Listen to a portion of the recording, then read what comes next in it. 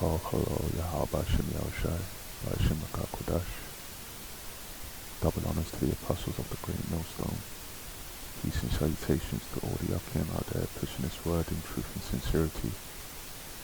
And I'm just going to continue from the last video that I done, which was titled Babylon's Destruction.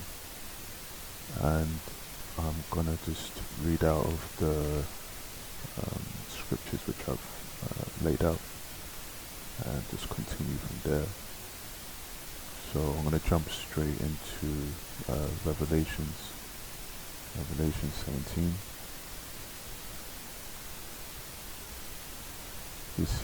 I'll start from the top. So this is Revelation 17:1. And there came one of the seven angels which had the seven vials and talked with me. This is the angel talking to John the Revelator, saying unto me, Come hither, I will show unto thee the judgment of the great whore that sitteth upon many waters. And this is talking about America, but we'll get into that. With whom the kings of the earth have committed fornication. The kings, the countries, the presidents, prime ministers, and the inhabitants of the earth have been made drunk with the wine of her fornication. So they've taken on all her ways. They've adopted the ways of America. But not just slightly, but they're drunk with the wine of her fornication. So they're greatly engrossed with American culture. So all these countries, they love their MTV, their McDonald's, and the Starbucks, and just the ways of America, whether it be the whole hip-hop culture, if that would be called an American culture, because yes, America counts the Israelites as game. So there are many things which Jake will do. When I say Jake, I'm talking about Jacob. The house of Jacob will do, and America will seek to make money off of it, basically, and then package it and put it out to the other countries who then adopt the ways, or they will then do their repackage of it. So he carried me away in the spirit into the wilderness, and I saw a woman sit upon a scarlet-coloured beast, full of names of blasphemy, having 7 heads and 10 horns. So this is talking about the Edomite empires, which were before this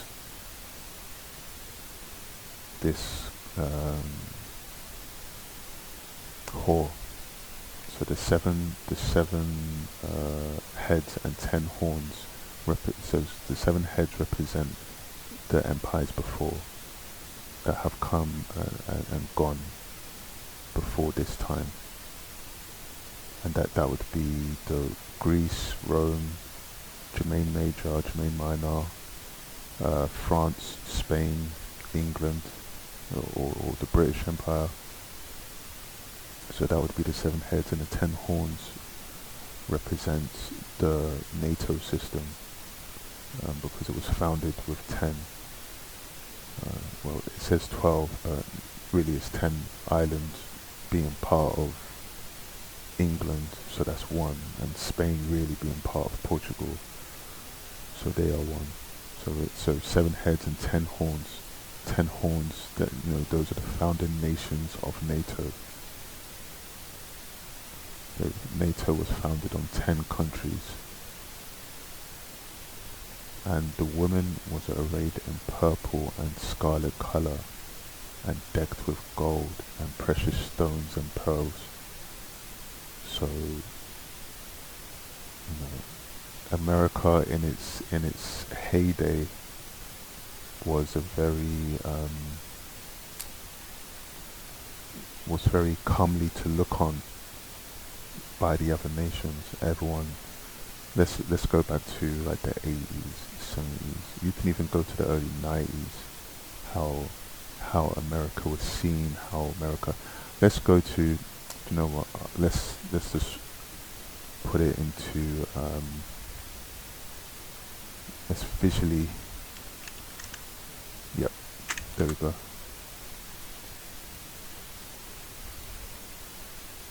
This is how America was seen by the other nations. Just look at the glory of it, that the whole... I've spoken of 1,000 points of light, of all the community organizations that are spread like stars throughout the nation doing good. We will work hand in hand, encouraging, sometimes leading, sometimes being led, rewarding. We will work on this in the White House, in the cabinet agencies. I will go to the people and the programs that are the brighter points of light, and I'll ask every member of my government to become involved. The old ideas are new again because they're not old. They are timeless. Duty, sacrifice, commitment, and a patriotism that finds its expression in taking part and pitching in. So that was the speech, but there was another video actually. I don't know if it was the longer one. Let me see if there was a.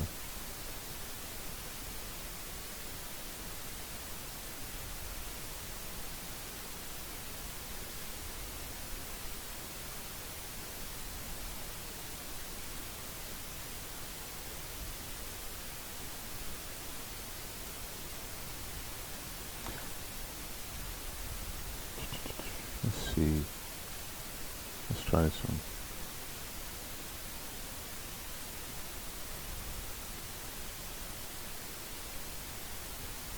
There's one scene, there's one part where it cuts to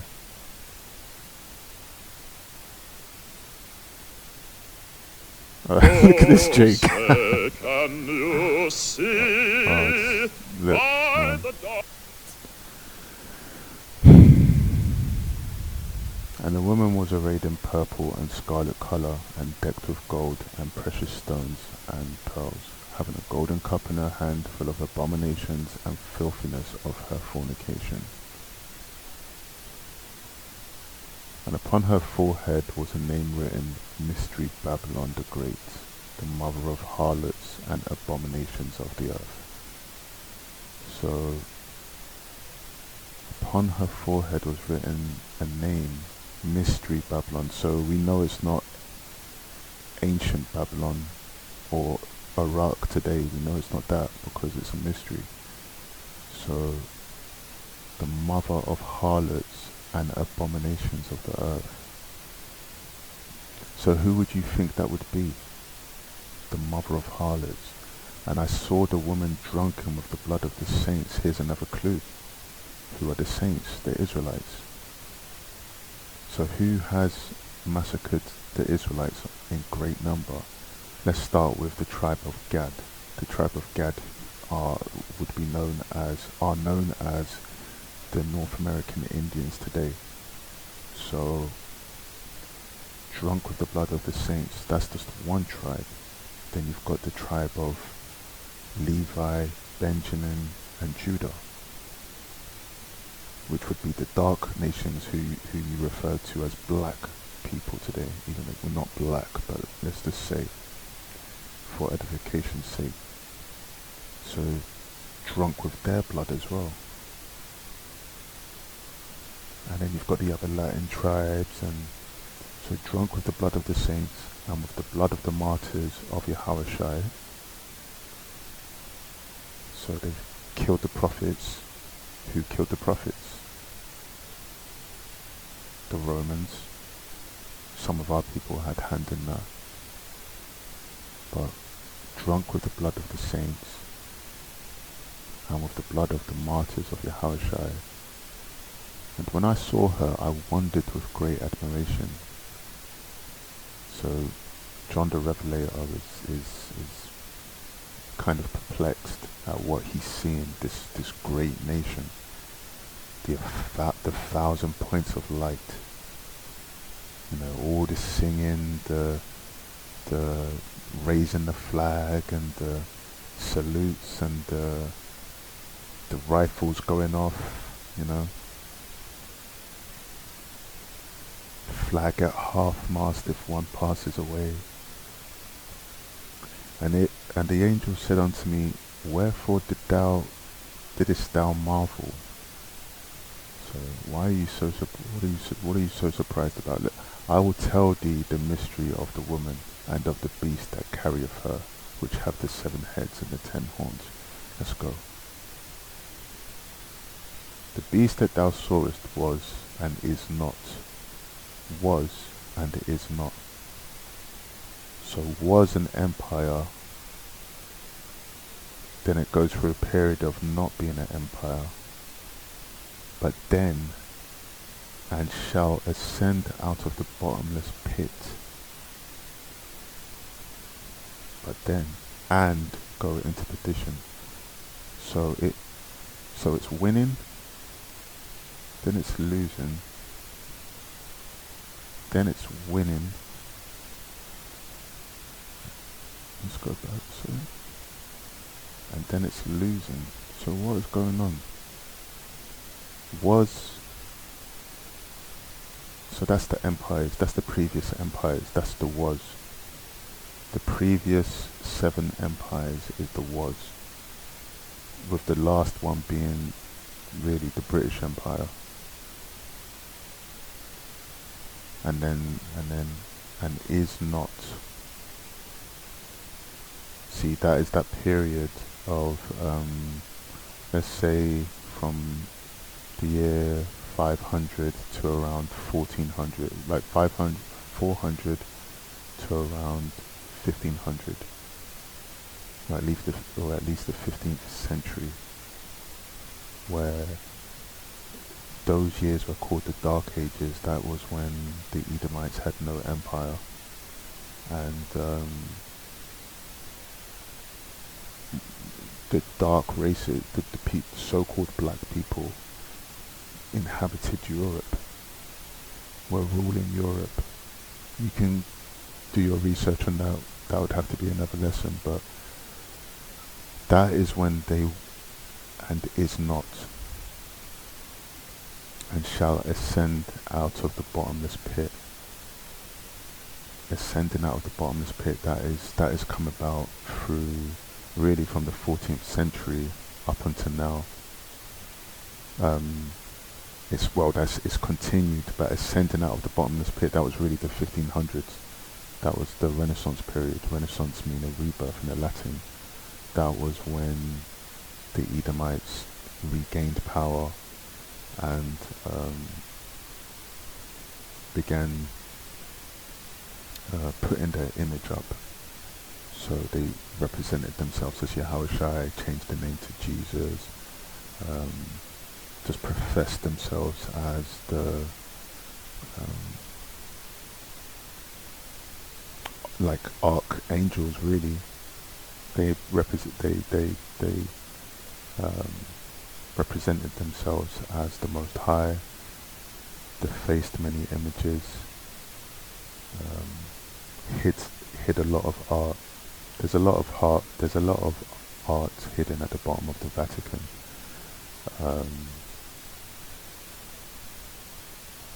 Just, you know, that's just to say, that's just a few, that's just a little, that's just part of it. But let's go a bit more into, and they that dwell on the earth shall wonder, whose names were not written in the book of life from the foundation of the world. So these are the heathen, whose names were not written in the book of life from the foundation of the world. So they're wondering at this entity whose names were not written in the book of life from the foundation of the world, when they behold the beast that was, and is not, and yet is. Was and is not, and yet is. And remember, when it says was and is not, look, all those previous empires, they're Edomite empires. Particularly the last one, the seventh one, which was like the British Empire was an Edomite empire. Not only that, like the Americans are the closest to the British. You know, they broke away, they had their war, and then went to the North Americas and took that land violently took that land from the tribe of Gad, today, you know, called the so-called North American Indians. It's not their real name, but. And here is the mind which have wisdom. The 7 heads are 7 mountains. Mountains represent governments, on which the woman sitteth. And there are 7 kings. 5 are fallen. One is, and the other is not yet come. And when he cometh, he must continue short space. So that short space was the period, that was about 500 years they ruled, and then they went into the bottomless pit, and that was known as the Dark Ages. That was at 1,000 years, and then they ascend out of the bottomless pit. So, and the other is not yet come, and when he cometh, he must continue a short space. So they had a 500-year rule, and then they went back down into the bottomless pit. And the beast that was and is not, even he is the 8th, and is of the 7. See, he's of the 7, not just the 7th, the 7, all of them, they're all Edomites, and goeth into perdition. And the 10 horns which thou sawest are 10 kings. So let's go back a little bit. And goeth into perdition. That's the destruction which is due to arrive. And that destruction is going to come through nuclear fire, as well as concentrated fire from the chariots. We know the chariots because the scriptures speaks about it. We know the chariots have fire. We know the chariots are able to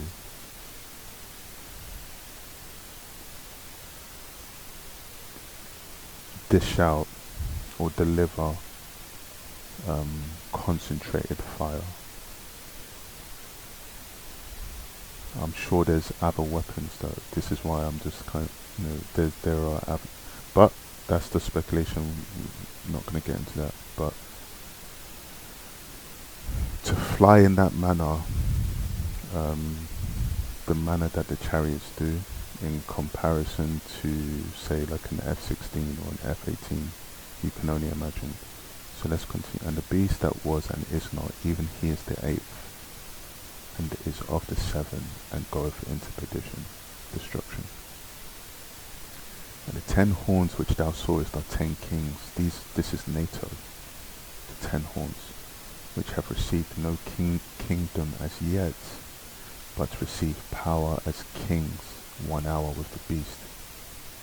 1 hour with the beast doesn't really mean 1 hour, but you know, they fornicated with this whore, but receive power as kings. So they've given their power unto the stronger entity, and in return they've received some back.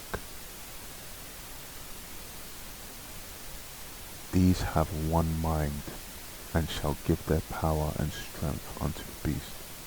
One mind. So, all for one, one for all. If one goes to war, they all go to war. And you're kind of even seeing that with the whole Ukraine situation, Russia and Ukraine. Because basically America is trying to lasso Russia. But they need Ukraine. Ukraine aren't even part of the EU. And America's jumping up and playing you know, the savior, you know, 1,000 points of light. I wanted to get that cutaway.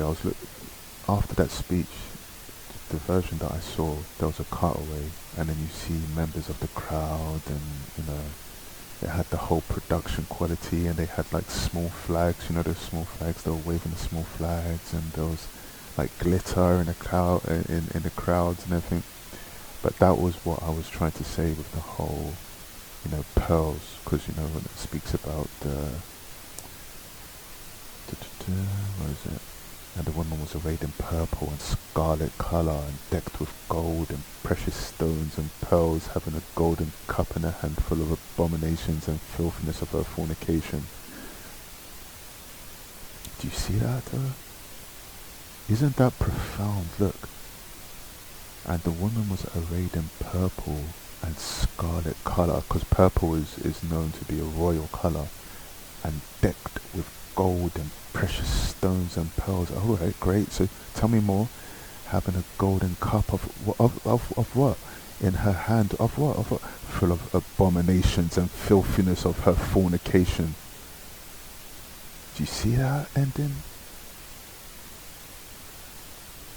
So it's all a ruse. It's not real. It's all theatre. All of this. Look. All of the ways of America lead to destruction. Do you see it? Look, scarlet and decked with gold and precious stones and pearls, having a golden cup. And what's in a golden cup? Abominations and filthiness of her fornication. Unbelievable. No, it's actually believable, but you know, it's like, so let's say for example someone that lives in the Western world, sometimes you might hear someone say, oh, I wish I was in America, or I wish I was in whichever respected country that they say. And the person from that country is thinking, you have no idea, like, all of that stuff that you see on the shows is just what it is. It's the shows. Like, not everyone in America lives like Chandler and Monica, you know, from Friends, or like Cheers. You know that show Cheers? No, it's not like that. Or what's that other one? That 70s show. There's a bunch of shows, but you know, you hear what I'm trying to say. It's all just, you know. Let's go on to the next scripture. So this was just bringing out that mystery Babylon. I was just bringing out that mystery Babylon is talking about America. So let's go to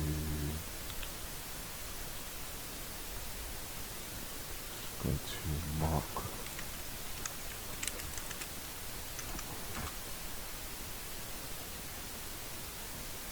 So this is Mark 3:26. And if Satan rise up against himself and be divided, he cannot stand but have an end. So this is basically going into, so what are you seeing lately? A lot of division between the Edomites. There's a lot of division in Idumea. Let's start with, let's say, Brexit, like Britain breaking away from the EU. Just saying, you know, that it's not benefiting.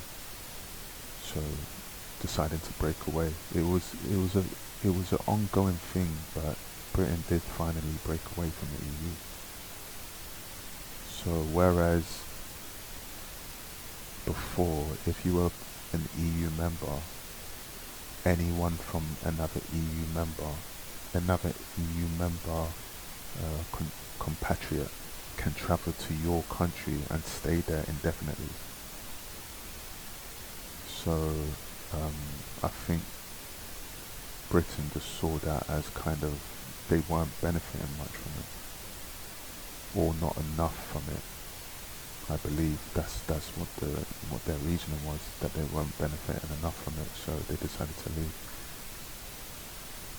And there's also Scotland and Ireland wanted to break away from England, from the UK as well, as the Republic of Ireland done. So Northern Ireland is part of the UK, but the Republic of Ireland is not a part of the UK.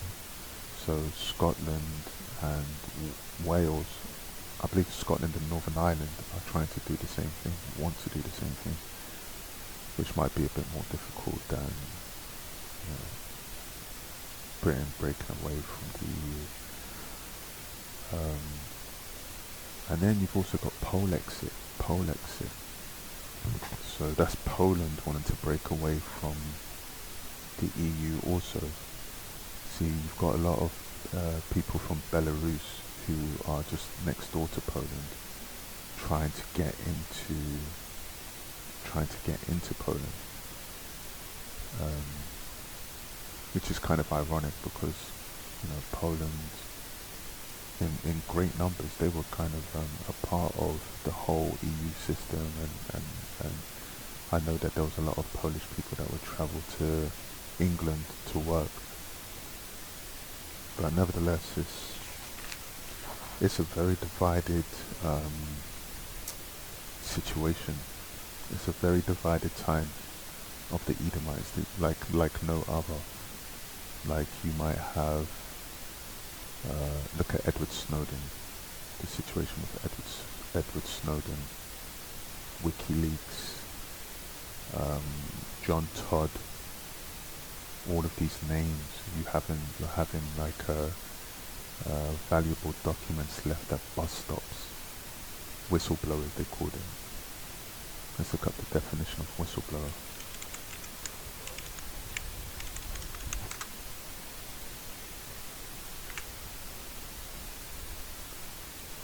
A person who informs on a person or organization regarded as engaging in an unlawful or immoral activity. So this is what these whistleblowers are doing, these Edomites are doing. They're seeing their brethren acting in a certain way, and they're coming out and just leaving documents in places which they're going to be found by the right people. So Edom is divided, greatly divided, and you see it with Russia and Ukraine, the Russia and Ukraine situation. So no matter how much these Western powers want to believe that there will be peace treaties and the rest of it, one of the major ethos, one of the Western Edomites' main philosophies is regarding the alphabet people. The alphabet people, so that's the L, B, Q, you know the ones. So them, the Western powers are very, it's part of them. It's not just a philosophy, it's part of them. Baphomet is like I said, Baphomet is androgynous. So if Baphomet is androgynous, how can they then you can't go against that, right? However, the Russians are very into, I mean, the book is not for them, many of them. Some of them will be Israelites, of course, obviously we were scattered, but for the most part, Russians would be Edomites. However, Russians don't subscribe to that ethos. They don't subscribe to the whole LGBTQ thing. So that's not, if Satan rise up against himself and be divided, he cannot stand but have an end. What? So, and we know the end. It has an ending. It has an ending. It can't just. It's not just going to continue like that. And you see that America. You see that America has been prodding Russia. Let's look at.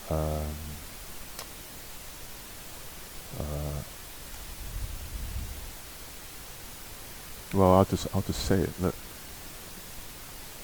America set up their embassy in Russia. They set up a rainbow flag, even though the rainbow is a righteous thing, really. But they've taken those colors and tried to make it as one of their own, right? But anyway, they set up one of the, like, when you have an embassy in another country, you set up a flag in that country.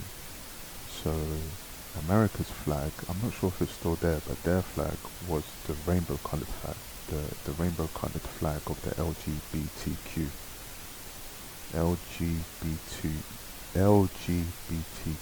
They set up that flag as their embassy in Russia. So they've been poking the bear for a long, long time. They've definitely been poking the bear for a long, long time. And Russia recently, Putin had like an hour-long meeting with many of his generals and high-ranking army officers, basically saying, look, there's nowhere for us to run. We have to do this. There's nowhere for us to run. So let's go into, let's get another scripture.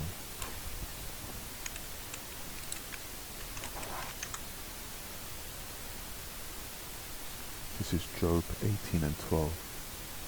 His strength shall be hunger bitten, and destruction shall be ready at his side. Hunger bitten is weakened. When you're hungry, you're weaker than when you're not hungry. His strength shall be hunger bitten, and destruction shall be ready at his side. So that's very self-explanatory. So let's go to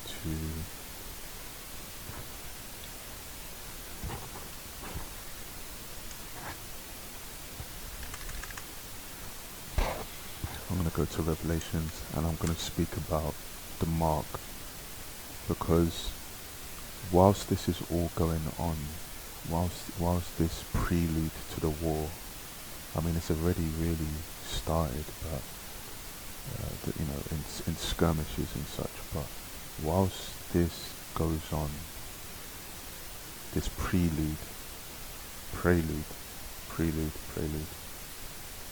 there is also the last major prophecy happening, and that is the mark of the beast, and it's arrived. It's arrived. It just hasn't been pushed out to all the countries, but it's slowly getting there. It's slowly getting there.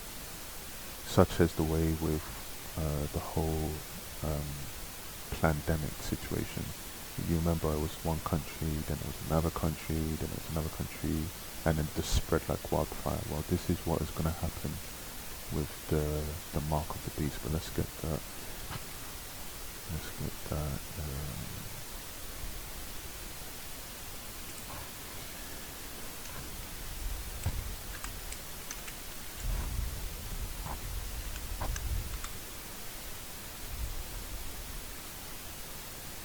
Revelations 13 and 16. And he causeth all, both small and great, rich and poor, free and bond, to receive a mark in their right hand or in their foreheads, and that no man might buy or sell save he had the mark of the name of the beast with the number of his name.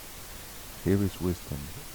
Let him that hath understanding count the number of the beast, for it is the number of a man, and his number is 600 threescore and 666. Three scores, one score is 20. So 666. So let's go into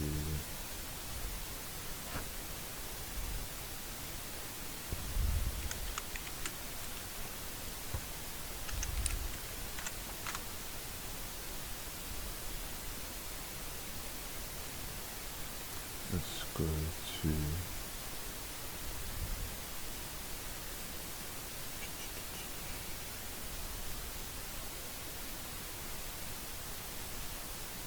no, that's not the one that I want.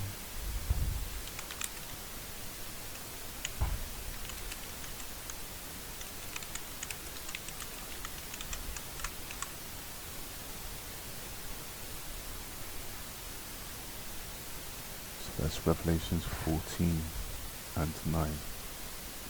Let's just go to Revelation 14.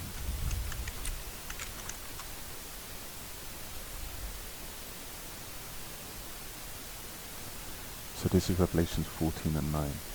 And the third angel followed them, saying with a loud voice, if any man worship the beast and his image, and receive his mark in his forehead or in his hand, the same shall drink of the wine of the wrath of the Most High Yahweh, which is poured out without mixture into the cup of his indignation, and he shall be tormented with fire and brimstone in the presence of the holy angels and in the presence of the Lamb.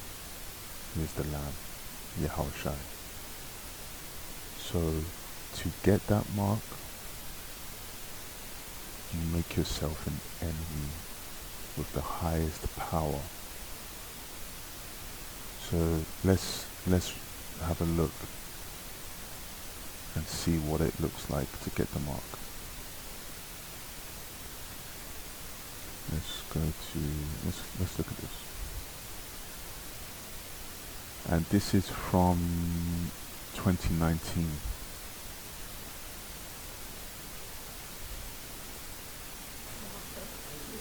The most cutting-edge thing about 𝐁𝐚𝐲𝐿 isn't the phone in his hand. It's the microchip actually in his hand.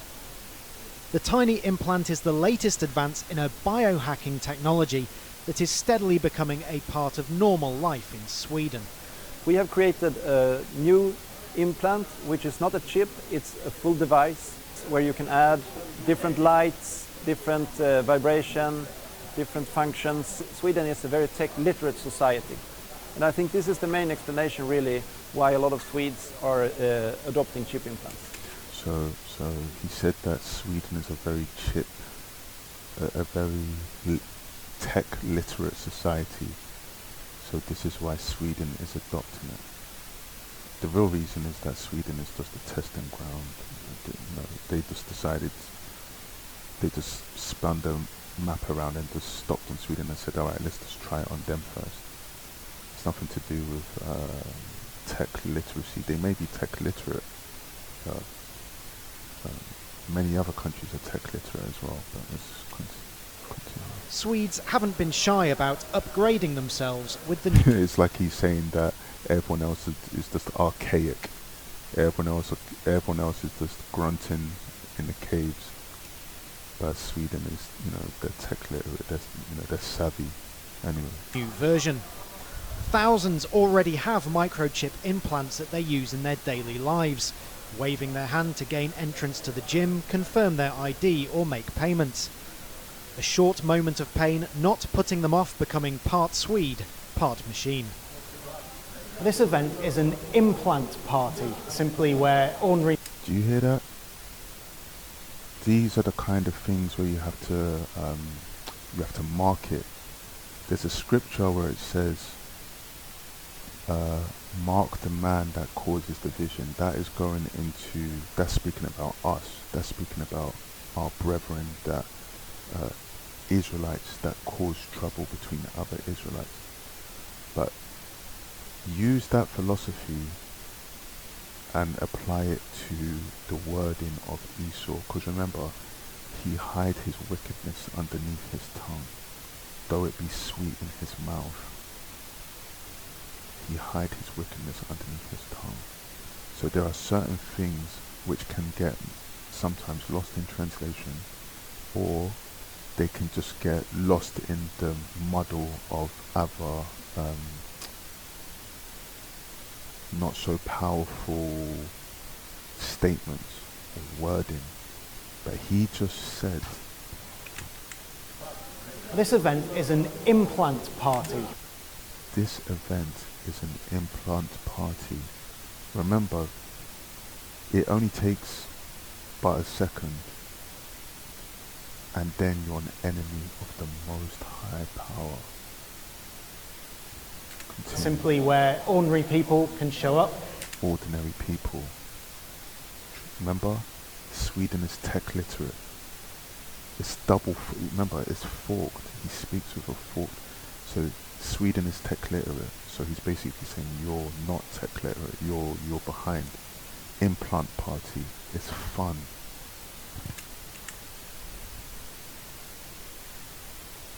Ordinary people. Mark these words. So if you don't, you're not ordinary. Do you hear? It's forked. Microchip embedded under their skin. The biohacking movement in Sweden is hosting them all over Europe, but it's at home where they get the most willing recipients. I think it's really cool. You don't have to carry any keys or anything. It's just your body. In maybe 10 years, everything will be in your hand. In Sweden more than anywhere else, the future is already here. The national train company SJ has around 2,600 people signed up to use microchips instead of train tickets. And no need to mind the generation gap. 18-year-old Felicia and father Magnus still bear the scars of their new implants. Student Hannah Herving is also freshly chipped and now just needs to program it to open doors. Although importantly for a future career, it does already connect to her LinkedIn. Some people say I'm mad. And what, did you see the insult of people's intelligence in this whole thing? Because the first thing that they came out with was that it could be used to open doors. It wasn't nothing to do with your whole COVID. That came later on. That was the real reason for it. That was part of the real reason for it. But they sold it as you'll be able to open doors. Do you see how they dumb people down? Why not? What's wrong with just using your hands to open a door as you have been doing? No. He has to make everything electronic. Don't wash your plates with your hand. Like, use a dishwasher. Remember? That I don't know if it's safe and all that, but people have been putting these chips into animals for 20 years. So I'm not. So you're an animal. So you're an animal then? Not worried about that. That I don't know if it's safe and all that. So she's in two minds. She's just said, I don't know if it's safe, right? Okay, but what's your reason for getting it then? But people have been putting these chips into animals for 20 years. Okay. So,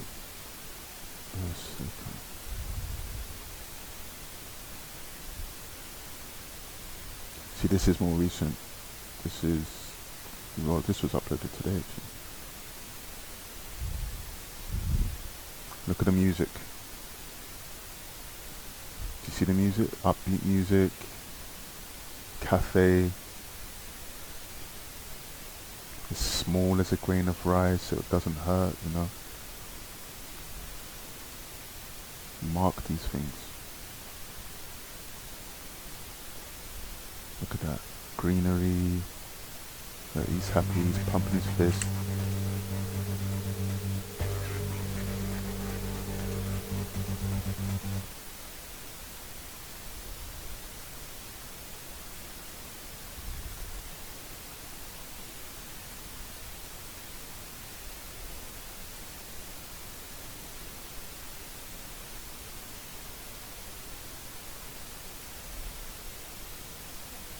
So she said,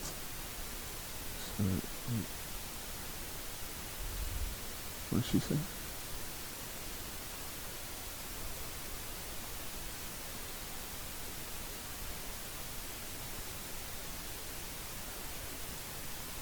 Okay. So yeah, that's just bringing that out. Whoever gets that, the same shall drink of the the same shall drink of the wine of the Most High Yahweh, which is poured out without mixture into the cup of his indignation, and he shall be tormented with fire and brimstone in the presence of the holy angels and in the presence of the Lamb. This is not talking to Edomites. So those people that just got that, that's fine for them.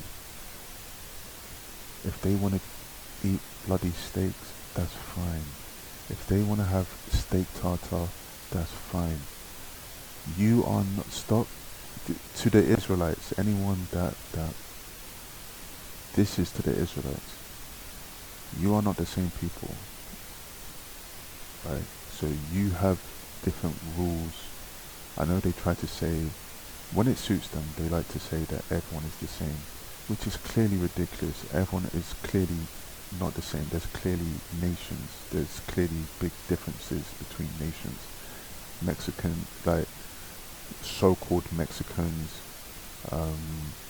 let's say a so-called Mexican and a so-called Frenchman. Are they the same? Are we the same as Esau? Obviously not. So anyway, what I'm saying is that they're gonna get it. They're gonna get the chip, and they're gonna promote it to you. And let's let's go into the next scriptures.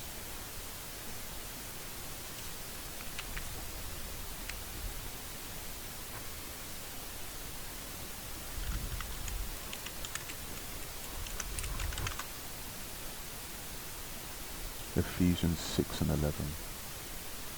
Put on the whole armor of the Most High Yahweh, that ye may be able to stand against the wiles of the devil. Wiles. This means a trick, a cunning trick.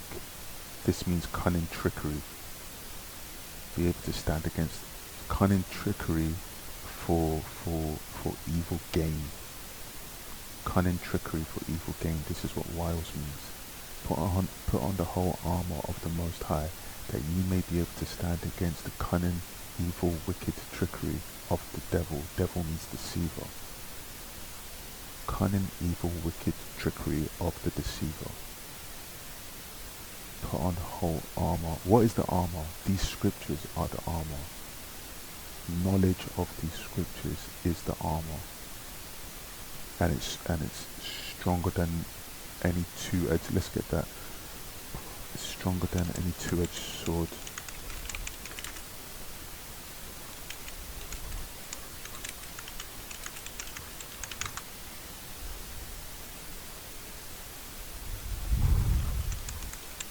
I'm not sure how it goes.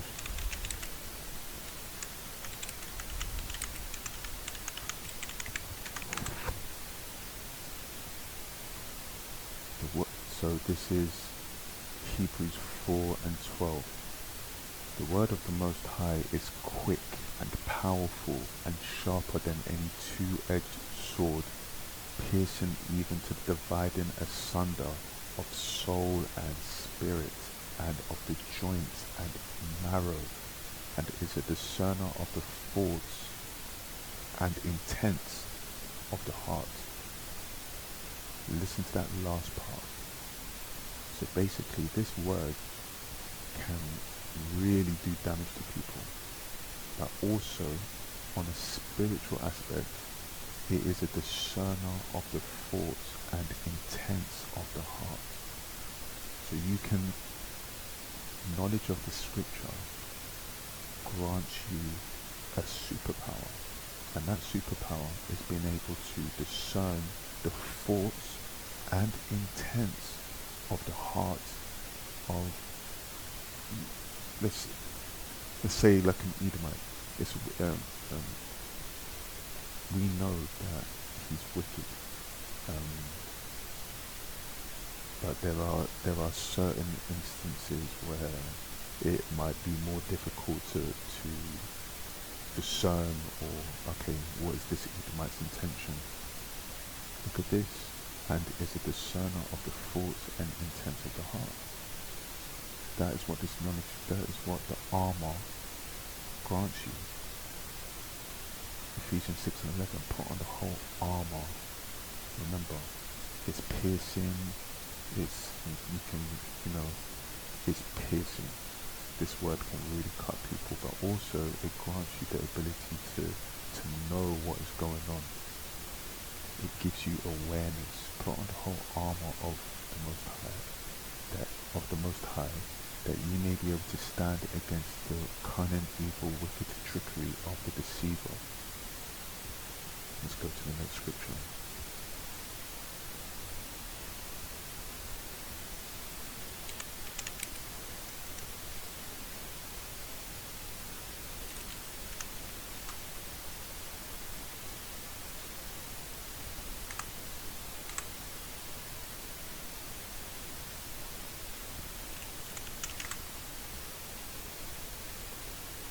And this is Isaiah 33:6. And wisdom and knowledge shall be the stability of thy times, and strength of salvation. So wisdom and knowledge of these scriptures shall be the stability of thy times. This time that we are in, with all of this trickery, these wiles coming down heavy, because you know it's that yet for a short time. It's coming down heavy, so wisdom and knowledge shall be your stability and strength of salvation, your hope for salvation, for when Yahushua returns. The fear of the Lord is his treasure. So, to fear the Lord grants you, possibly he has to try you first, but if you are found acceptable, you are given armor. If you are found acceptable, you are given armor and wisdom. And wisdom and knowledge shall be the stability of thy times and strength of salvation. The fear of the Lord is his treasure. That's a little, like an Easter egg. This is like a little clue, basically, because it starts with, and wisdom and knowledge shall be the stability of thy times and strength of salvation, and then it ends with the fear of the Lord is his treasure. That's basically saying, look, to get this you have to do this. Let's get that. Psalms 1:11.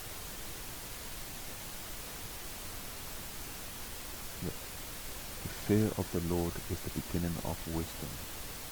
Psalms 111 verse 10. So, the fear of the Lord is his treasure. That's Isaiah, right? However, the fear of the Lord is the beginning of wisdom. Basically, you have to fear the Lord. And this may seem obvious to many people, particularly in the brotherhood. Obviously, we know to fear the Lord, but many people don't fear the Lord. A good understanding have all they that do his commandments. His praise endureth forever. So we strive to do what the Most High has commanded us. Don't eat pork, don't commit adultery, don't cut off your beard, don't mar your beard, don't line up your head. There's many laws.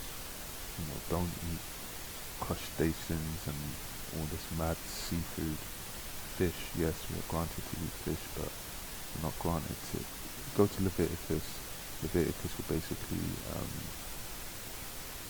says a lot about all the laws which we're to keep. Because Jake likes to twist things and say, okay, we can eat fish and eat a catfish. No, that's not lawful. That's not lawful. Catfish is not lawful. It doesn't have fins. It doesn't have fins. It can't clean itself.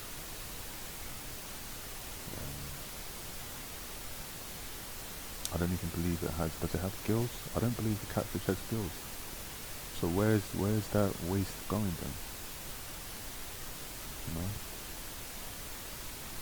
fish. The side of the mouth of a fish. A fish has gills. Fish gills. Look. Gills. So this is where all the rubbish comes out of. Because, you know, they're eating and there's a lot of stuff going into them, and like, you know, sea creatures don't have, you know, toilets and bidets and all of those kind of things, so they just go into the ocean, right? So it's going into them, and then you've got all the pollutants from Esau, but this cleans it. This is how the Most High designed it. These gills here, the water filters. It filters all the rubbish out. Look how the Most High has designed it. It filters all the rubbish out. Catfish doesn't have that. Let's look at a catfish.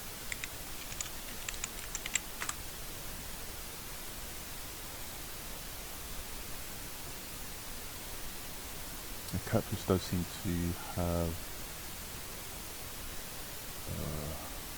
no, it doesn't have fins. You're not supposed to eat that. It doesn't have fins. You can just look at it and see that you're not supposed to eat that. Look, so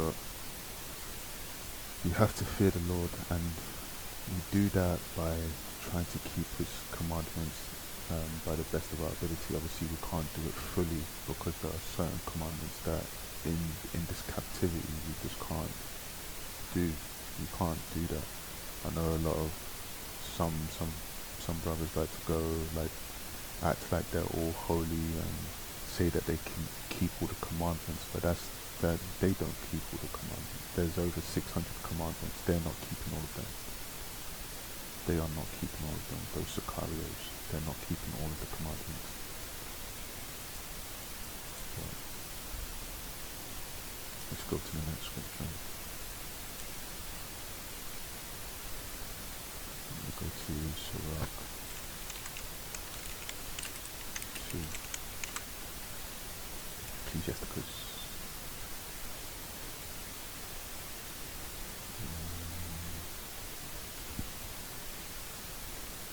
Yeah, I want to get this.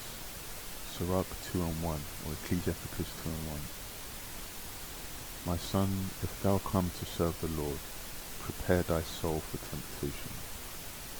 And I wanted to bring that out on the back of those videos that I just showed, because there is going to be temptation. Like a lot of people might say, a lot of people might believe this gospel. They may have been called to this gospel, but they think, you know, I had a nice job, or they're telling me at the job that basically I can't work if I don't get this booster shot or whatever. Eventually they're going to say that if you don't have this electric chip inside you, that you can't do these things. You have to stand strong. That is one of the wiles of the devil, the cunning trickeries of the devil, and it's also a temptation, because look, they're going to say, look, don't be like those people. Do you not want to go to the cinema? Do you not want to eat at your favorite restaurant? Look, you said your New Year's resolution was to lose weight. Don't you want to go back to the gym? Don't be like them. It's just a quick jab. It will be quick. It's one and done. That's what they're going to say. That's how they're going to...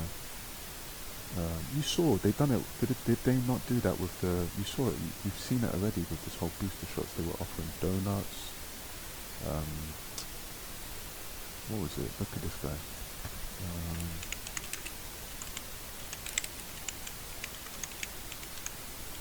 New York governor. offers fries.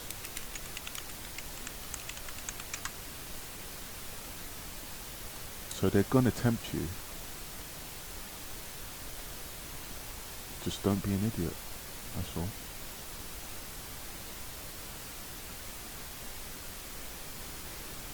We need everyone to get vaccinated. So we know we have to make it convenient, we know we have to make it easy, we know we need the opportunities for people to speak to their trusted community voices, doctors, etc. We're doing all that. But we also know that incentives help. They really do. And so we've been announcing free tickets, gift cards, all sorts. Look at all of this. What's this? What's all of this? Is that Gad? Is that the tribe of Gad? Is that Columbus? Is that an eagle? Incentives to encourage people. A lot of people are ready to get vaccinated. They just haven't gotten around to it. They need a little extra incentive. We're doing that now. And we are going to have a live correspondent this morning talk about this, and from a site that means a lot to all of us as New Yorkers. You know what I noticed with a lot of this sign language? I noticed that a lot of it has like symbolisms, and I already thought that, and as soon as I looked up, look, what's all this?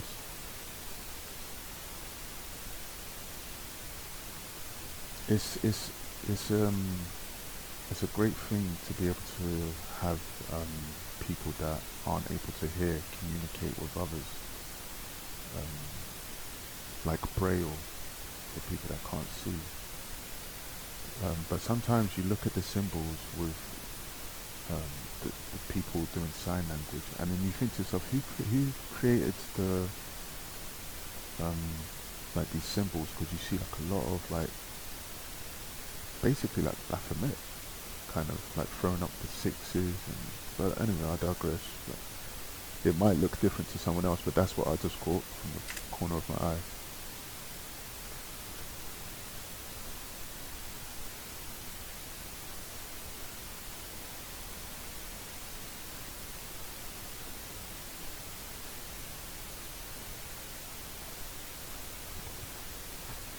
Get on with it. This year, we've been working hard to take care of our team, and our team has been working hard to take care. So they offered you fries. So much, Randy. Thank you to the whole Shake Shack team. This is really going to help us out. And did you say free fries when you get vaccinated? I got vaccinated. You're saying I could get this? These delicious fries? Wait a minute. But there's also a burger element to this? Let me check with Bill Neathart. Is it too early in the day to eat a burger? No. This could be breakfast? Okay.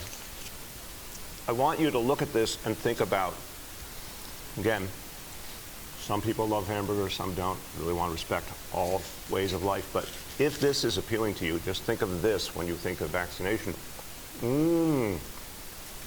Vaccination.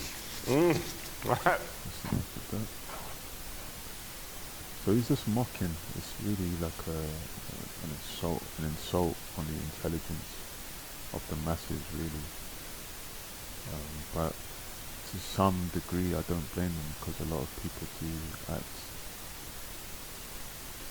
like foolish, very easily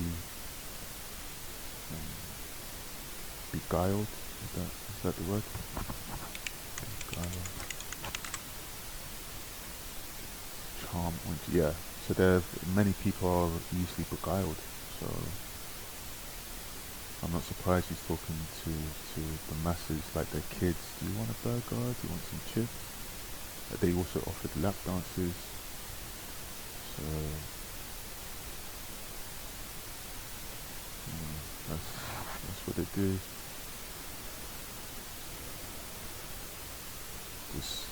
This knowledge of the scriptures will give you the stability, the ability to see through the thick smog, the thick mess, the fog, the smog you'll be able to see through it quite easily, might I add.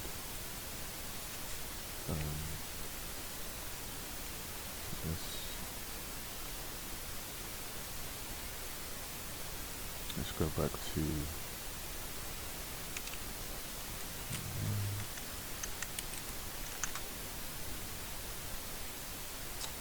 Jeremiah 15:45. Therefore hear ye the counsel of the Lord that he hath taken against Babylon, and his purposes, that he hath purposed against the land of the Chaldeans. Surely the least of the flock shall draw them out. Surely he shall make their habitation desolate with them. And I'm bringing that out because this is all one and the same, from fries to chips to nuclear weapons. It's all part of the Most High's plan, but Esau thinks it's his plan in achieving his Novos Ordo Seclorum, his New World Order. It's a simultaneous thing going on right now, because he hasn't got the time to be dealing with one thing and then deal with the next. He's doing everything at once. The devil knows he has got a short time. So it's the vaccinations, it's the booster shots, it's the chips. On the other hand, he's juggling wars and nuclear weapons. It's a very precarious time. So, therefore hear ye the counsel of the Lord that he hath taken against Babylon, against America, and his purposes, that he hath purposed against the land of the Chaldeans. Surely the least of the flock shall draw them out. Surely he shall make their habitation desolate with them. So this rings true now. This basically, the least of the flock shall draw them out. So let's say, for example, NATO, the least of them can draw out the biggest of them. Who's the biggest of them? Let's say America. Well, not let's say. America is the biggest army of NATO, right? They're the most powerful army of NATO. However, they, even if they don't want to fight a certain war, they can be dragged into that war. Let's say if Israel's not a major military power, Israel can draw them out. The people living in Israel can draw them out. The 1948ers.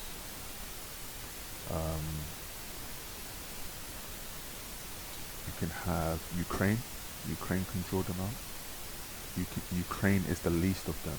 See, surely the least of the flock shall draw them out. It could be Taiwan. It could be Taiwan can draw them out. Taiwan is very small, very insignificant. However, they can be the kickstarter of all of this. You know, it's not.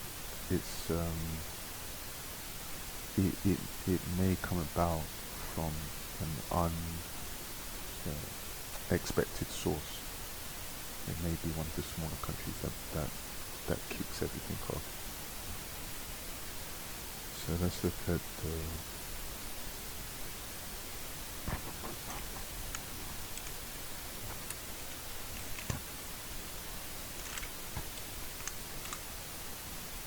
Ezekiel 38. And the word of the Lord came unto me, saying, Son of man, set thy face against Gog. Gog, this is short for Magog, the land of Magog. These are the Russians today. The chief prince of Meshech and Tubal. These would be ancient. So this would be Turkey today. And prophesy against them, and say, Thus saith the Lord Most High Yahweh, behold, I am against thee, O Gog, the chief prince of Meshech and Tubal, and I will turn thee back and put hooks into thy jaws, and I will bring thee forth and all thine army horses and horsemen, all of them clothed with all sorts of armor, even a great company with bucklers and shields, all of them handling swords. So they might not want to, what did Putin say recently? We have nowhere to go. That's what he said to his army generals and his high-ranking military officers. We have nowhere to go. We have to. This is it. We have to fight. Because look, if they take Ukraine, that's checkmate. That's a checkmate. That's basically checkmate. So that's Esau trying to upset prophecy. And I will turn thee back and put hooks into thy jaws. That means that they don't want to. And I will bring thee forth. And you saw that. Prior to 2005, Putin was traveling to this country and that country and jet-setting here and trying to make friends with the West. Look, man, this is prophecy. Until we just realized it was around 2005 that they realized that they're not trying to be friends with us. Look, what was NATO made for? To keep the Germans out, the Americans in, and the Soviet down. So it's not gonna work. And I will bring thee forth, and all thine army, horses and horsemen, all of them clothed with all sorts of armor, even a great company with bucklers and shields, all of them handling swords. So let's look at what's going on here.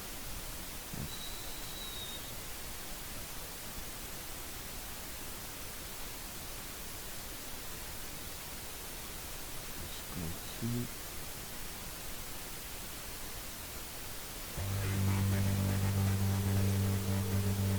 they had talks today. That's funny. Look at that. And he's right. What happened to that elbow thing? Why are you trying to shake my hand? I thought, you know, isn't there a big thing going on? Couldn't I catch something from your hand? That's what you guys said. So he's kind of perplexed. He's like, oh, are we not doing that? Okay. Ha ha ha ha.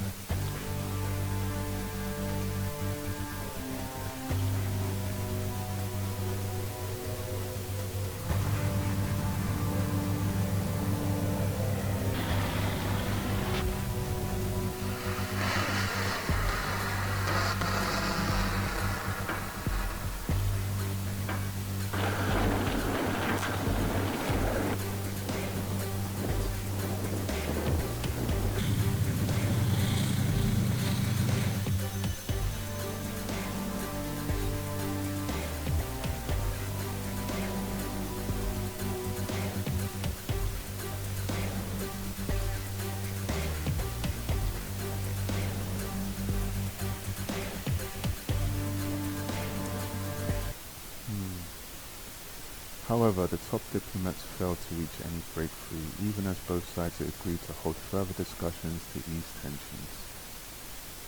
Surprise. Based on the discussions today, Foreign Minister Lavrov and I agreed that it's important for the diplomatic process to continue.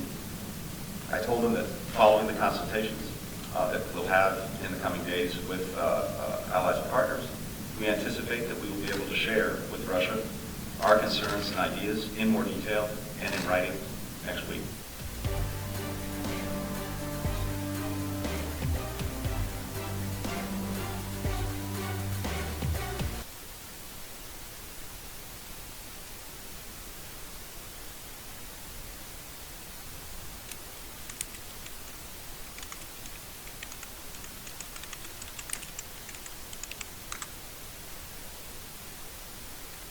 Isaiah 54 and 16.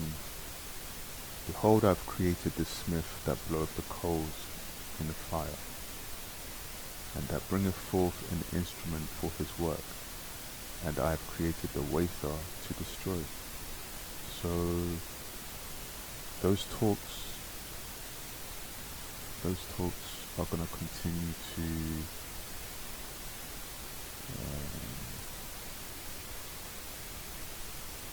they're going to continue to look as confused as that. The talks, they're all going to continue to look as confused as that for the reason that I just read. I've created the smith, behold, I've created the smith that bloweth the coals in the fire, and that bringeth forth an instrument for his work. And I've created the waster to destroy, the smith, the maker of the nuclear weapons. This, the Lord has not given Esau this wisdom to make such weapons for no reason. I have created the waster to destroy. The Lord is not going to suddenly say, look, nah, I changed my mind. No, they're going to be fired. So those talks are just is it elementary, or just I'm not sure of the word, but it's basically those talks are just they're just being held for they're just for show, really. That's not. I don't think that's the word. That's not the word I'm looking for. But basically, that's pretty much what it is. It's just routine. They're just routine. Pretty much. So it's okay.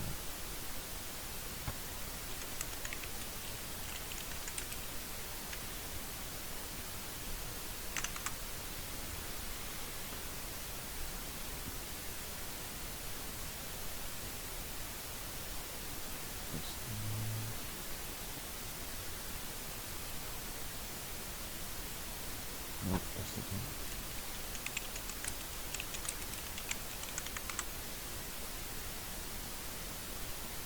So yeah, Revelation 17:16. And the 10 horns which thou sawest upon the beast, these shall hate the whore, and shall make her desolate and naked, and shall eat her flesh and burn her with fire.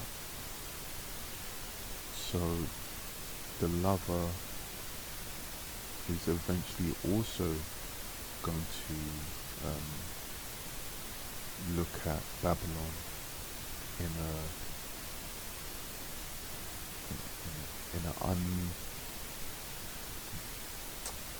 what's the word? The 10 horns are also going to look at Babylon with hate. They're also going to hate the whore.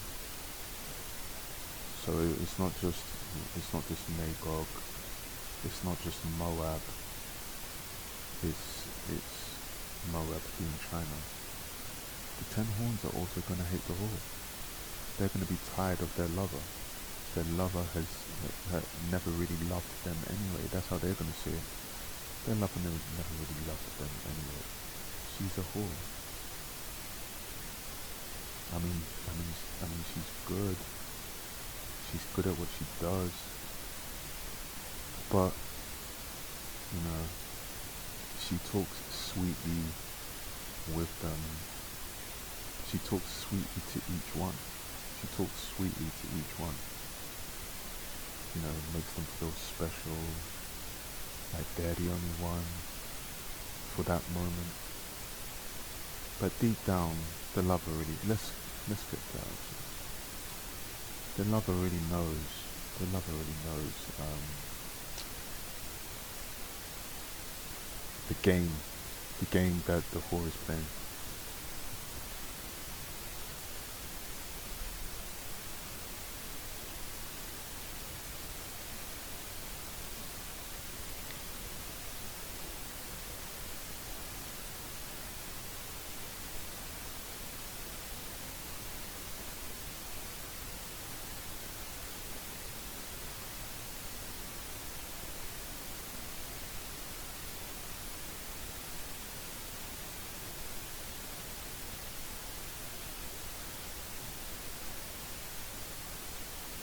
So France was supposed to get money from Australia for submarines. However, Australia turned around and then made deals with the UK and America. So France lost out on millions and millions. So this is also Satan being divided against Satan, and this is also, they shall hate the whore. He's not happy. He's not happy about that.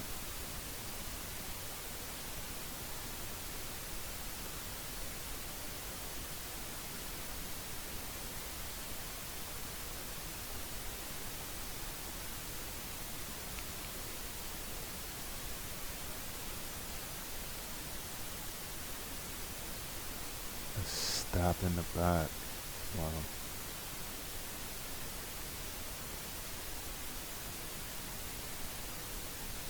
See?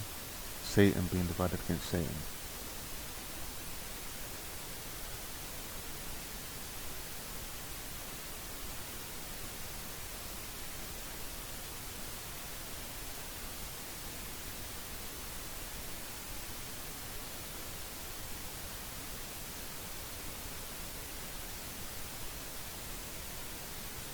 So he's not happy with Australia, and ultimately he's not happy with America that also made the deals. He's venting his frustration on Australia because Australia is the easier target, but also they were the main target. But also,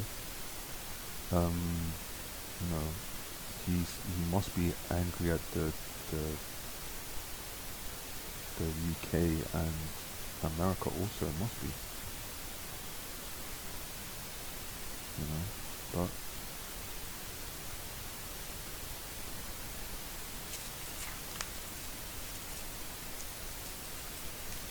I mean, she's a whore anyway. She sleeps with everyone, but so you wouldn't really be, I guess you wouldn't really be angry at the dude, really.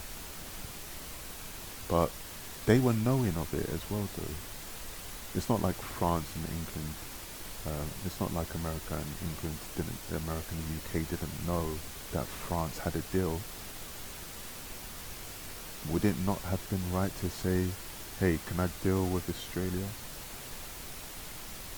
Like, can we make this submarine deal with them, and then we can cut you a bit, or so they all kind of triple teamed against France.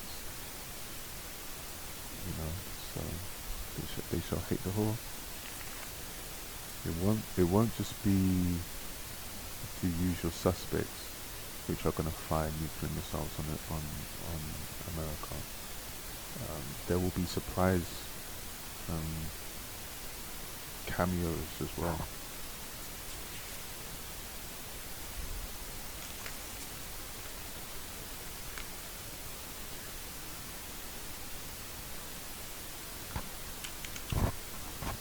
Let's go to Jeremiah.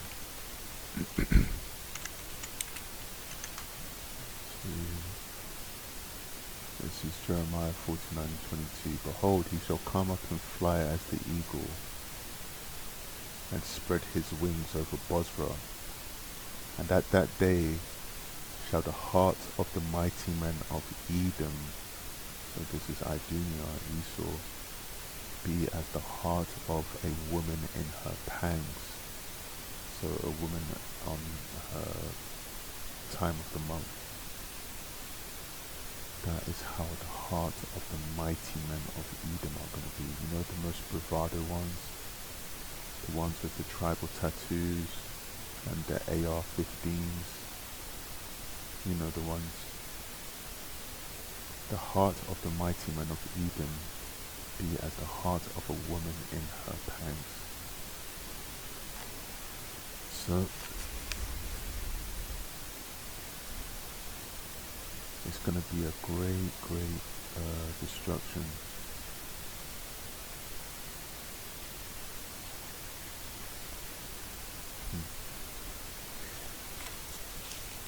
Let's go to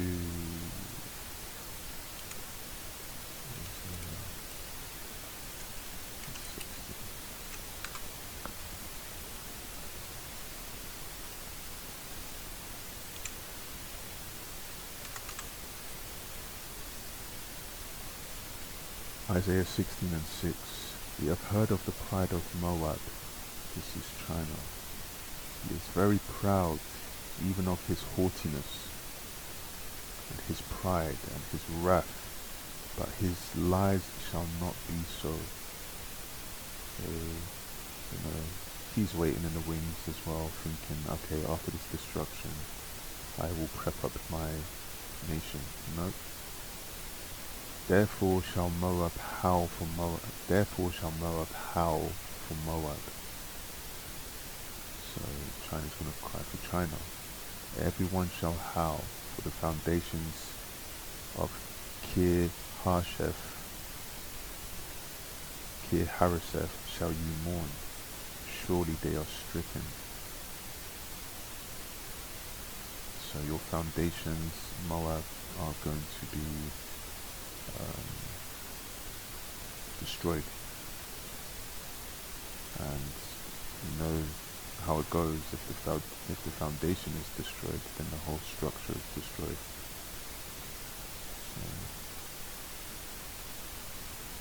So the Lord has beef with you also. Moab is, you know what, let me get that. Moab is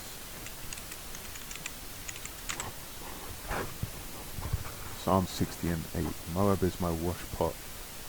Over Edom will I cast out my shoe. Philistia, triumph thou because Philistia, triumph thou because of me. Moab, see again, Psalm 108. Moab is my wash pot. So the Lord, China, you're not. I know you're thinking, oh, we've got next. You haven't got next. No one's got next but Israel. The kingdom to follow. Jacob, Esau is the end of the world, and Jacob is the beginning of it that follow. So you're not. No one's next but Israel and the kingdom of 𝐻𝐻𝐿. That is it. That's it. You cannot fight. Number one, you cannot protect against nuclear missiles, and you cannot protect against chariots. It's just that cut and dry. So let's go to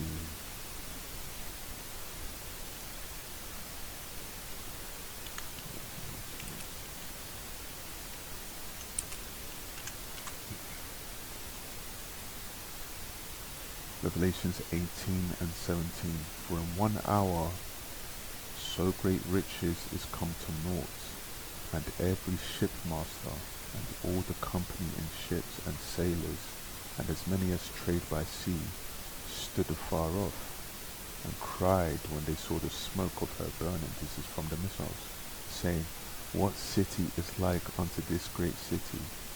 See, all these ships, the same way that you see a lot of these cargo ships stricken over this pandemic, that they're not able to reach the shores because someone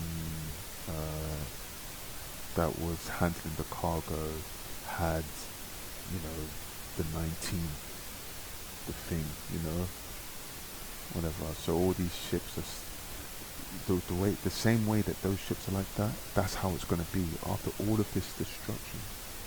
Those ships are going to be afar off, mourning. They're going to be mourning. No more money. There's a lot of trade that goes by sea. For in 1 hour, so great riches is come to naught. This is the main form of. This is the most lucrative form of transporting goods by sea. For in 1 hour so great riches is come to naught.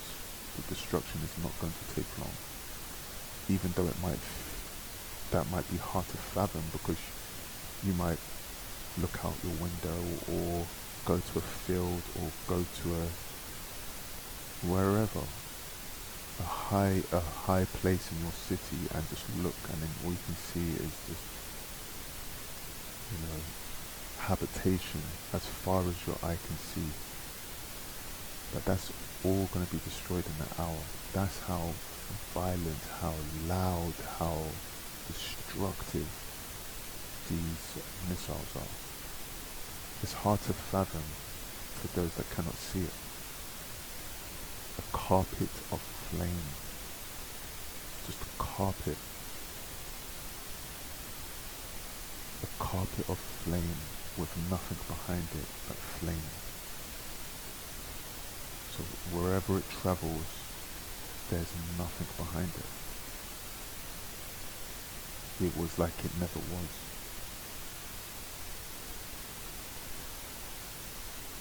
And cried when they saw the smoke of her burning, saying, what city is like unto this great city? Yes, like this whole American Pie, the 1,000 points of light, the moon landing, finished.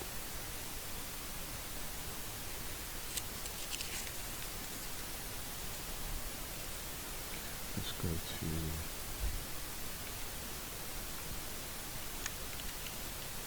Daniel.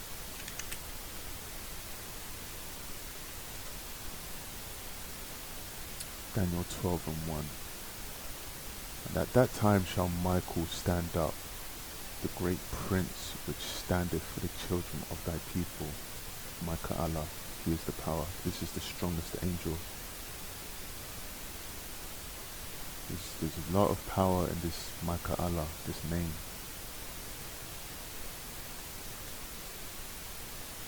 And at that time shall Michael stand up, the great prince which standeth for the children of thy people. And there shall be a time of trouble, such as never was seen. There shall be a time of trouble, such as never was since there was a nation even to that same time. So this will be like none other, no time before it, or after it. At that time thy people shall be delivered, everyone that shall be found written in the book of life. This is for the elect. This is deliverance for the elect. And the 1/3. And many of them that sleep in the dust of the earth shall awake, some to everlasting life, and some to shame and everlasting contempt. Great men are going to be raised up in this time. Great men are going to be raised up from the dead in this time, or from the spirit world, really, in this time. So Michael, the strongest angel, is going to be let loose at that time. You have to understand that there are a lot of powers, strong powers, that have been holding back for a very, very long time. Very, very long time. And they're just waiting and ready and wanting to be let loose. It's going to be very loud. Go to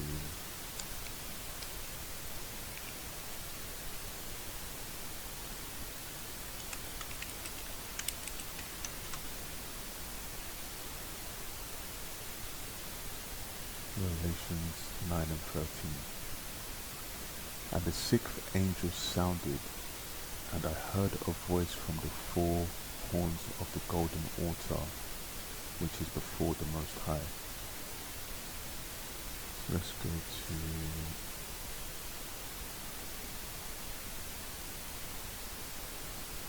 let's continue there.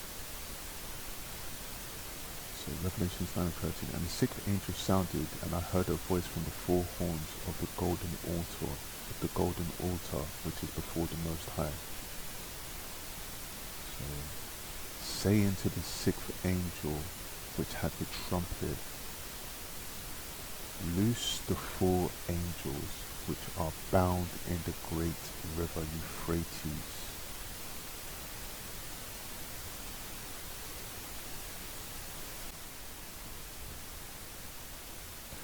And the 4 angels were loosed, which were prepared for an hour and a day and a month and a year, for to slay the 3rd part of men.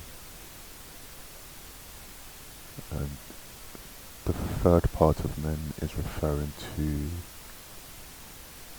Esau, Edom. The third part of men. Not all Edomites are going to be destroyed. Remember, there's many that are preserved, that are going to be preserved and bound and put into slavery. And the number of the army of the horsemen were 200,000, and I heard the number of them, and this is referring to the missiles, the nuclear missiles. This is not an actual army on horsemen. This is how John the Revelator described them. And the army of the horsemen were 200,000, and I heard the number of them. And thus I saw the horses in the vision, and them that sat on them having breastplates of fire, and of jacinth and brimstone. Jacinth was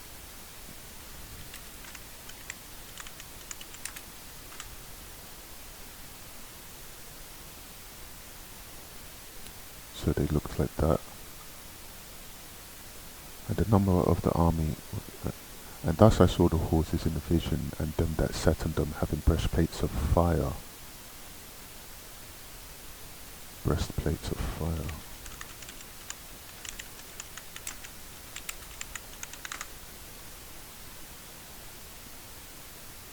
Okay, so they were metal. They were metal, and they were like this in color. And there's thousands of them. And brimstone. Brimstone.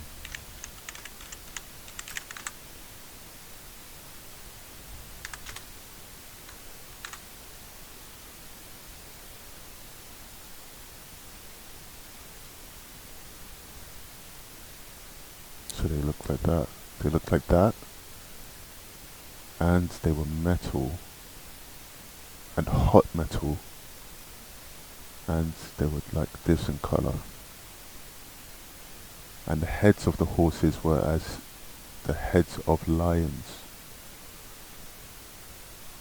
And out of their mouths issued fire and smoke and brimstone.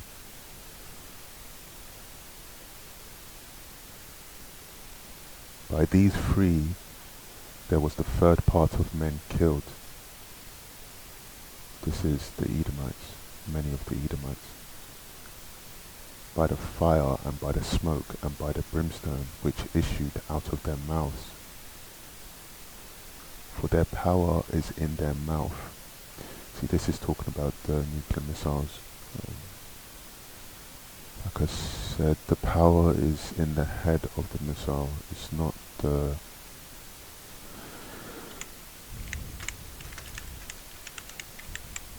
It's not the whole contraption.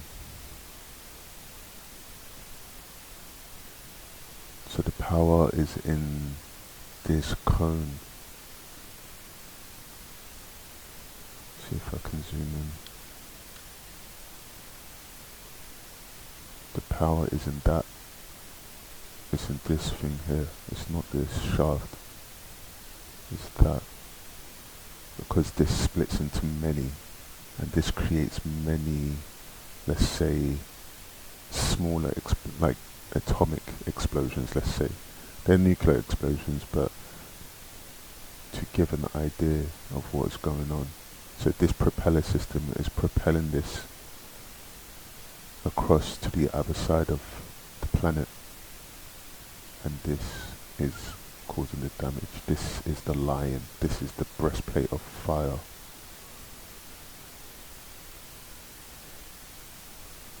This is the jacinth when it launches,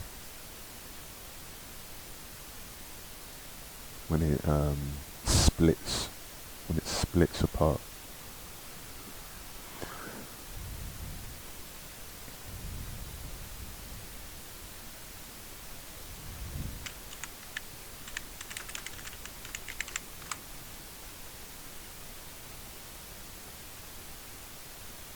What if there was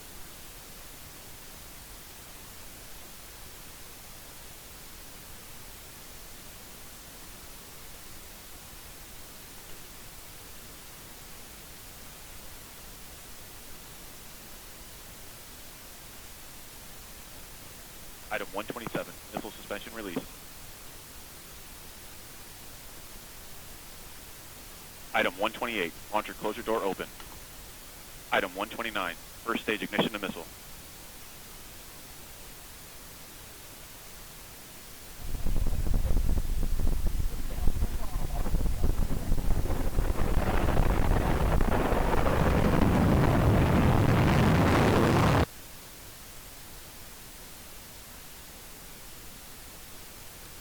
And I heard the number of them, and thus I saw the horses in the vision, and them that sat on them having breastplates of fire and of jacinth and brimstone, and the heads of the horses were as the heads of lions, so they were very powerful, and out of their mouths issued fire and smoke and brimstone.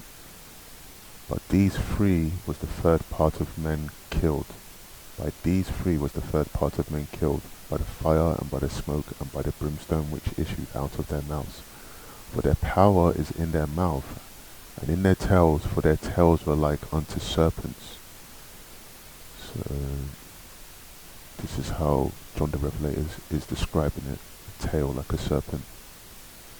So it's a very thin design. It's a thin design. It's a sleek design, power in a cone, tail like a serpent. See how it bends like that? It's a tail like a serpent. For their tails were like unto serpents, and had heads, and with them they do hurt. And the rest of the men which were not killed by these plagues, yet repented not of the works of their hands, that they should not worship devils and idols of gold and silver and brass and stone and of wood, which neither can see nor hear nor walk. Neither repented they of their murders, nor of their sorceries, nor of their fornication, nor of their thefts. So they're set for a rude awakening also. So their power is in their mouth and in their tails, for their tails were like unto serpents, and had heads, and with them they do hurt. So these thousands and thousands, the number of the army of the horsemen were 200,000,000. So it's a big number, and I heard the number of them. Can you imagine the sound? So, let's get the next scripture.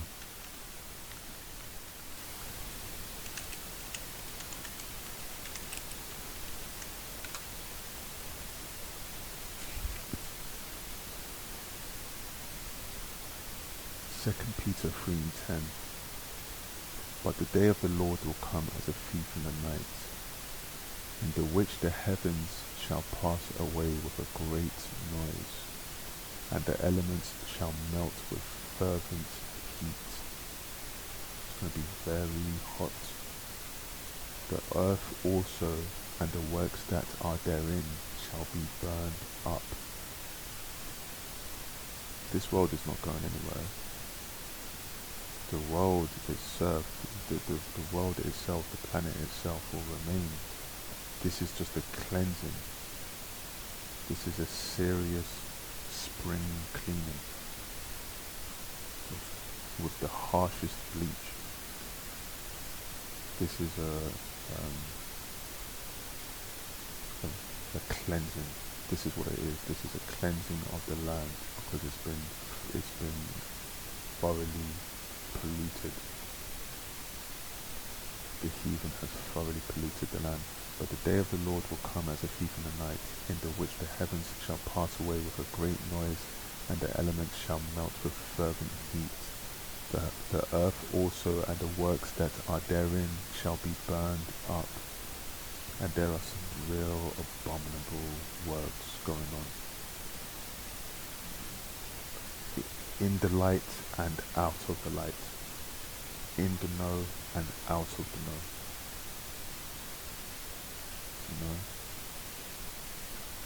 All the earth is in mourning, from nature to the animals to the people.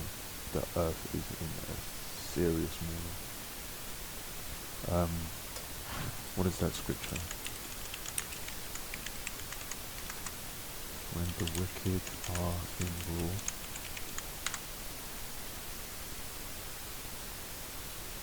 Proverbs 29:2. When the righteous are in authority, the people rejoice, but when the wicked beareth rule, the people mourn. And that is what is happening. That is what you're seeing today. The people are in mourning. We're seeing people with severe depression, suicide on an all-time high. It's suicide even with the animals. Whales beaching themselves, and it's no fun living in the ocean as well, because they're being hit as well. So the skies are being hit because Esau sprays his smart dust at night and his chemtrails at day.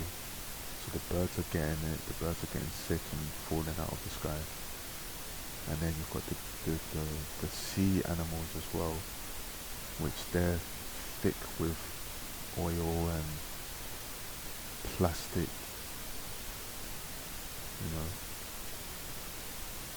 And what's a whale to do? What's a whale to do? What is a whale to do?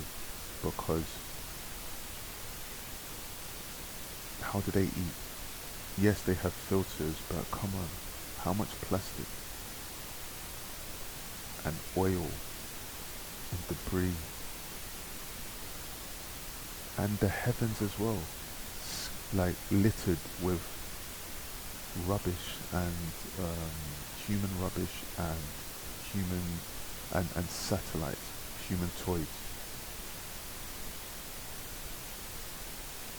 His sins have reached up to the heavens. The Lord, the Most High, is very patient. You have to, no matter, see, the heathen might have their issue with the Most High because they're heathen. But do you not commend the patience at least? You must commend the patience at least. You heathen must commend the patience of the Most High at least. See, but that's the thing. The Most High is not at all in their faults. The Most High is not at all in their faults. It's not that. In fact, we don't even need to get to the Most High is not at all in their faults. So they don't even consider. They don't consider what I've just mentioned. But anyway,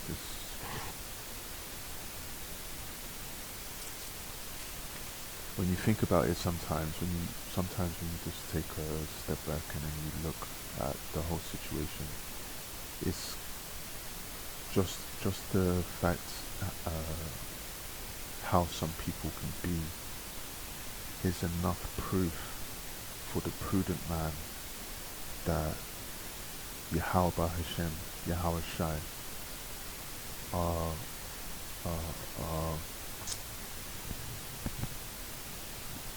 patient, very, very patient. Or the Most High Yahweh, this is his movie, he is very, very patient. Just by the ways of certain individuals. Obviously,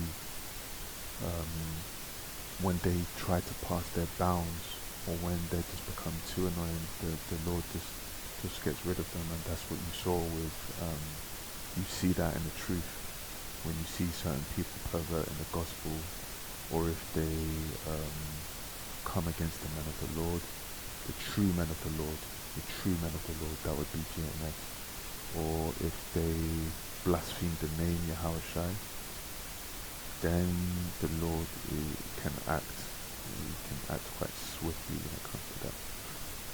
But yeah, the Lord is definitely patient, even with all the destructions that he does rule. Because some people might say, oh well, look at the hurricanes and stuff. Yeah, how patient? He's not that patient. Oh, trust me, he's patient. You want to marvel at a hurricane, you haven't seen anything.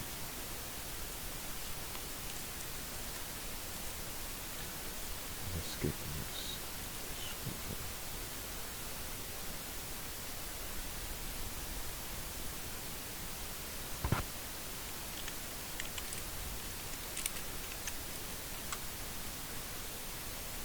Zechariah 14 and 12. And this shall be the plague wherewith the Lord will smite all the people that have fought against Jerusalem. All our enemies are going to get it. Their flesh shall consume away while they stand upon their feet, and their eyes shall consume away in their holes, and their tongue shall consume away in their mouth. What does that? So what does this while you're standing? What destroys you while you're standing like that? Nuclear fire. Their flesh shall consume away while they stand upon their feet, and their eyes shall consume away in their holes, and their let's get that.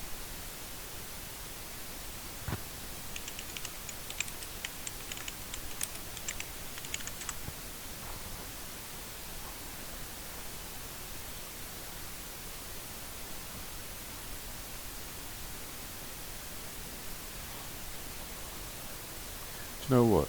I'll just leave that. If you want to see what a nuclear apocalypse looks like, just go to that. Just type in the nuclear apocalypse scene Terminator 2, and that will give you like a brief, a kind of what it's like. But obviously it's more. I believe it. Just have a look at the scene. Have a look at the scene. Their flesh shall consume away while they stand upon their feet, and their eyes shall consume away in their holes, and their tongue shall consume away in their mouth. That's not decomposing body. That is not a decomposing body. This is quick. This is quick and it's long.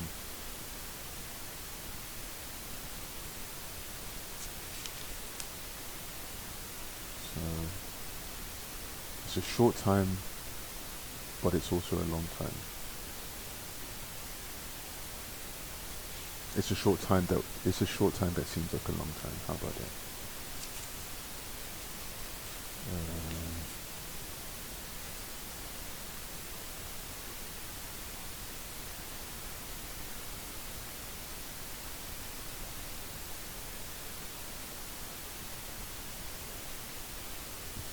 Go to Hebrews 12:29.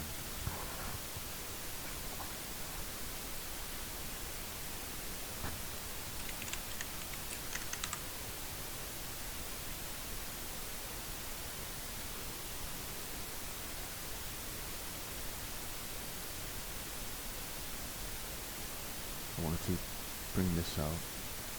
For our God is a consuming fire. Hebrews 12:29. For our God is a consuming fire. The Spirit of the Most High is going to be in that fire. The Spirit of Yahushua is also going to be in that fire. Our God is a consuming fire. Literally, the Spirit is going to be in the fire, because that is what fires really are, spirits. The Spirit is going to be in that fire, guiding it. Let's get the next scripture.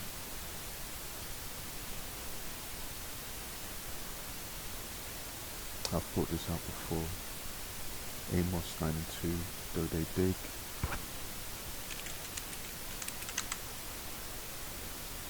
into hell, thence shall mine hands take them. Though they climb up to heaven, thence will I bring them down. And that's basically saying that you cannot escape up into space, and you cannot hide down in bunkers. That is basically what that is saying. And Jeremiah goes on to say, Jeremiah 16, behold, I will send for many fishers, saith the Lord, and they shall fish them, and after will I send many hunters, and they shall hunt them from every mountain, and from every hill, and out of the holes of the rocks. When you fish something, you're plucking it out of something. So the bunkers, they're not going to work. Those really in the bunkers are just being preserved for slavery. It says that shackle their nobles, shackle their nobles.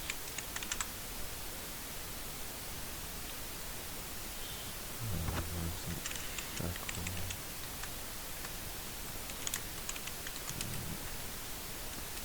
nobles and fetters of iron.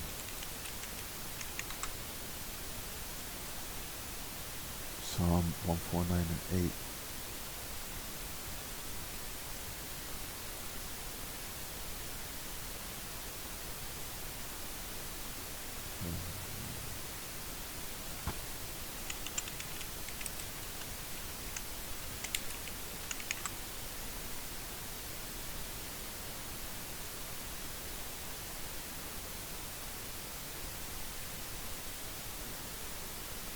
Let the high praises of the Most High be in their mouth, and a two-edged sword in their hand, to execute vengeance upon the heathen and punishments upon the people, to bind their kings with chains and their nobles with fetters of iron, to execute upon them the judgment written. This honor have all his saints. Praise ye the Lord. So look, the Lord is no respecter of persons. The scripture says that the Lord is no respecter of persons. So one might say, I am commodore of whatever. It doesn't matter. It doesn't matter. Once you're fished out of those bunkers, to bind their kings with chains and their nobles with fetters of iron, that is it. The Lord is no respecter of persons. So the commodore status or whatever, it is null and void. It's NA, that means non-applicable. So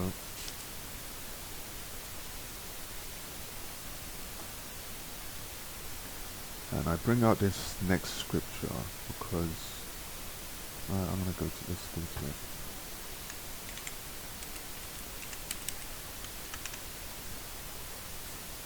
I'm not even being facetious. Ecclesiastes 7 and 16. Be not righteous over much, neither make thyself over wise. This is guidance. Why shouldest thou destroy thyself? Be not over wicked, neither be thou foolish. Why shouldest thou die before thy time? And this is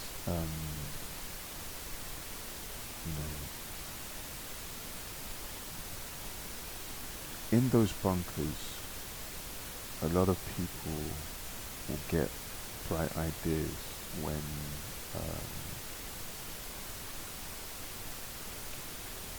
let me get another scripture in conjunction.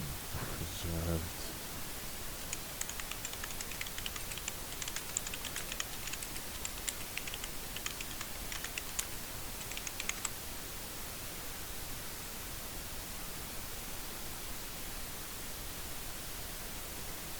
2 Peter 3 and 7, but the heavens and the earth which are now by the same word are kept in store, reserved unto fire against the day of judgment and perdition for ungodly men. So there are certain people will be reserved unto fire against the day of judgment. So certain people are going to be reserved for the fire. However, certain people are also going to be reserved for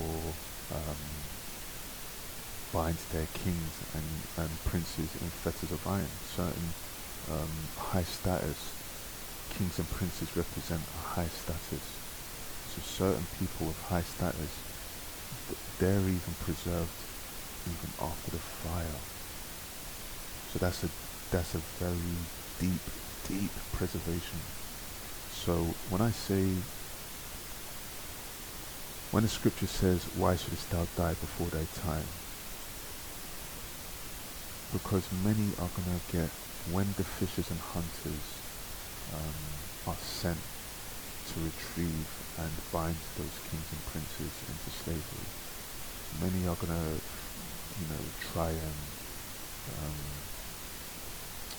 rob the Lord of his inheritance, and rob the elect of their inheritance, which is the heathen, the heathen in slavery is their inheritance, is the inheritance of Yahweh Bashem Yahushai, and also the angels and the elect.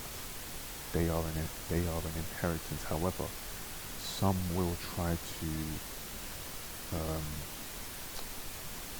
rob Israel of the house of David, of that inheritance, the house of Yahushua, of that inheritance.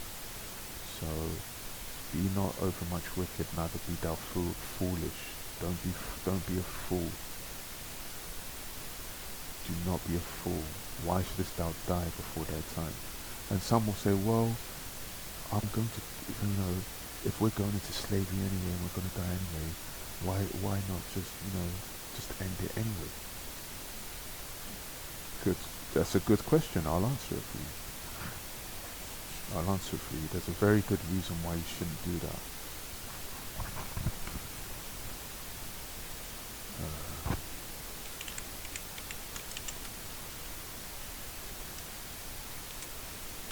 This is a warning.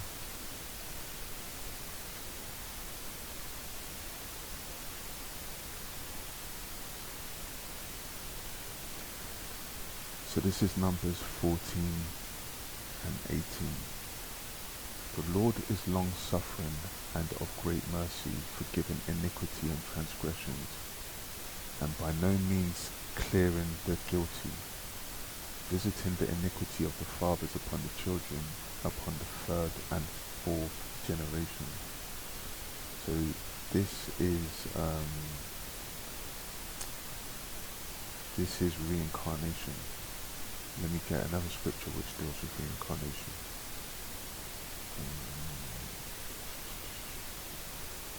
Let's go to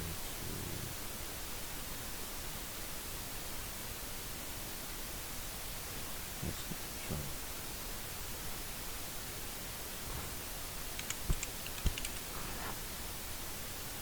Like, you're going to be brought back.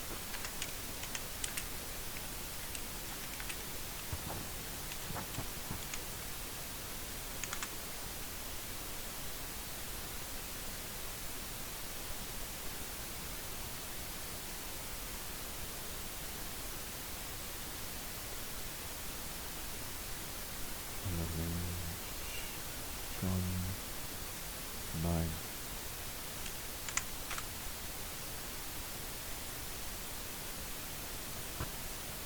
First John 9.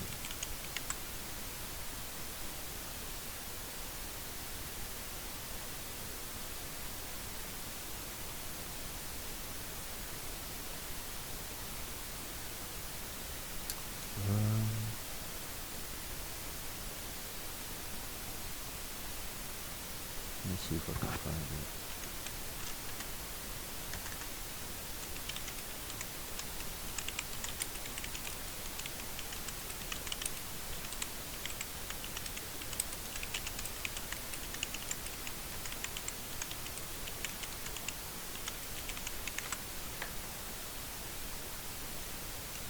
So it's John 9 and 1.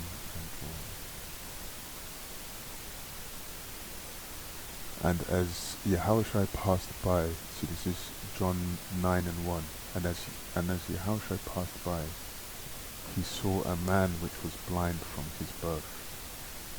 And his disciples asked him, saying,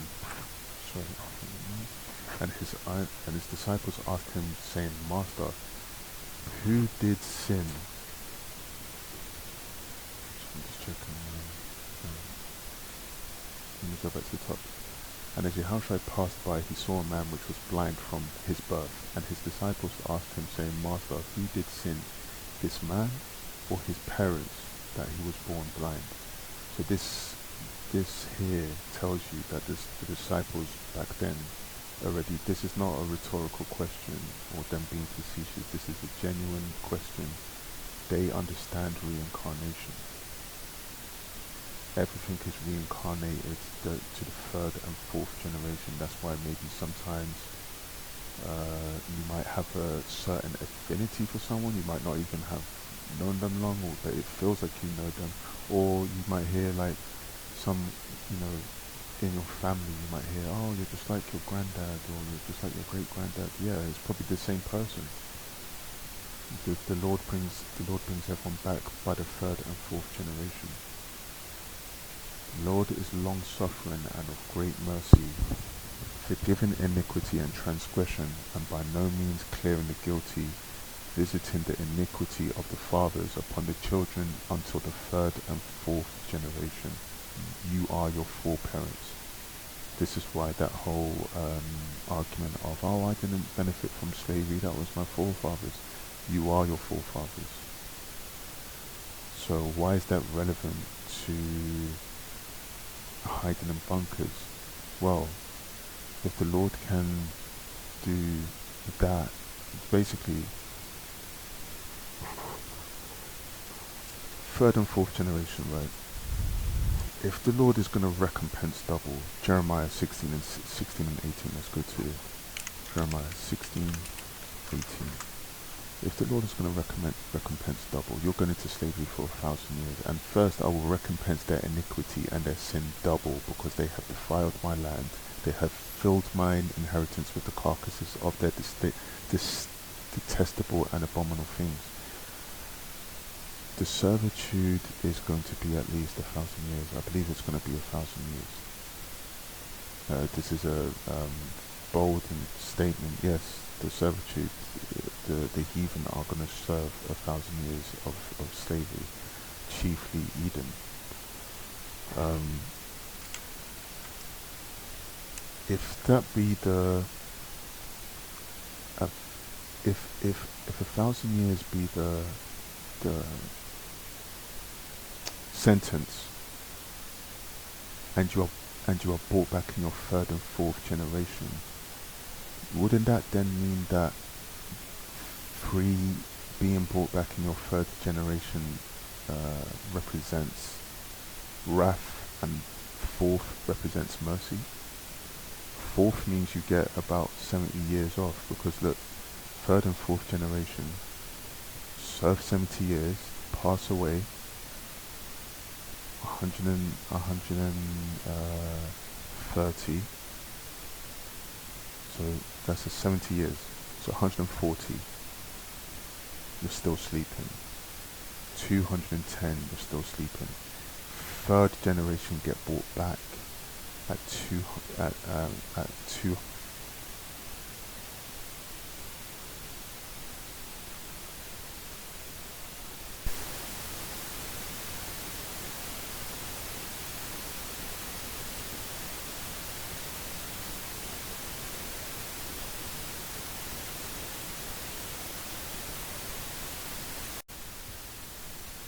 Alright, so I'm back. I'm going to continue from where I was speaking. I was speaking about the reincarnation, and the Lord, the Most High, He brings everyone back in their third and fourth generation. And I was saying that this is a good reason why ultimately all deaths are sanctioned by the Lord, but the Most High. However, those who it's still, I still have to state that those that wish to escape their judgment, but through taking themselves with their own hands, they want to take it upon themselves pass away, they want to take that they don't want that to be by the hands of their enemy. Like I say, the Lord can bring you back. The Lord can choose to bring you back whenever He wants. But knowing that slavery will be 1,000 years, yeah, not a bright idea to rob Israel of its inheritance, rob the elect of their inheritance, rob Yahushua of his inheritance. Let's get that. I will give the heathen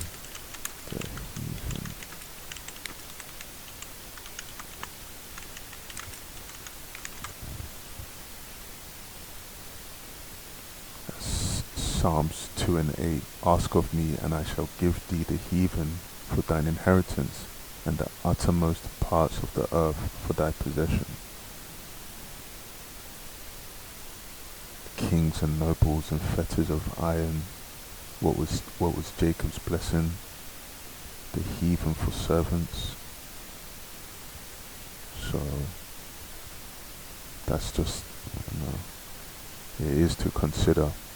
It is definitely to consider, because I remember I saw a video where there's one Edomite in a crowd, and I believe it was General Yohana that was he was speaking, and the Edomite said, "Look, so is there any salvation for me?"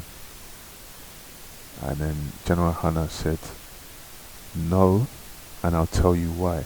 And he said, "Okay then, so well," he didn't even let General Yohana finish. He just said, "Look, if that's the case, then why?" This was back in the 90s. This video. He said, "If that's the case, why don't we just nuke all Israelites? We have the weapons, we have the technology. Why don't we just nuke all of you?" And Yohana said, "All right, well, go ahead. If you wanna go crazy, go ahead. Kill your. And he started saying, "Oh, kill this, kill that." And I believe he mentioned the guy's father. He said, "Oh yeah, come on, kill your father, do this, do that." And the guy said, No, just the Israelites." Goes to show you the spirit of Esau. Why don't we have, he said, "We have all the nukes, we have all the technology, why don't we just nuke all of you?" And that's their spirit. That's their spirit when they're compromised. Esau has he's very predictable. It says that the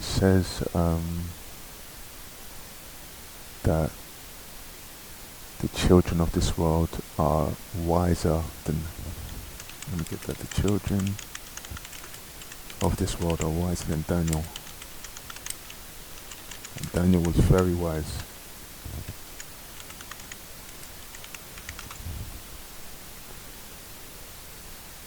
Ezekiel 28:3. Behold, thou art wiser than Daniel. There is no secret that they can hide from thee. This is Esau. This is referring to Esau. With thy wisdom and with thine understanding, thou hast gotten thee riches, and hast gotten gold and silver into thy treasures. By thy great wisdom and by thy traffic hast thou increased thy riches, and thine heart is lifted up because of thy riches. So, so there was another scripture which was similar to this, but nevertheless, Daniel was very wise, but it says, "Behold, thou art wiser than Daniel." This is referring to Esau. And despite him being wise, he's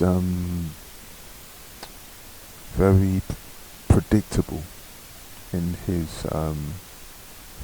folly is very predictable. It's almost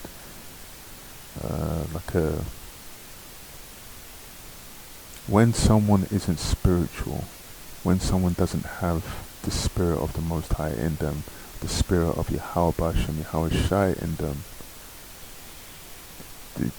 you hit the ceiling early. So yeah, you might be wise in Let's get that.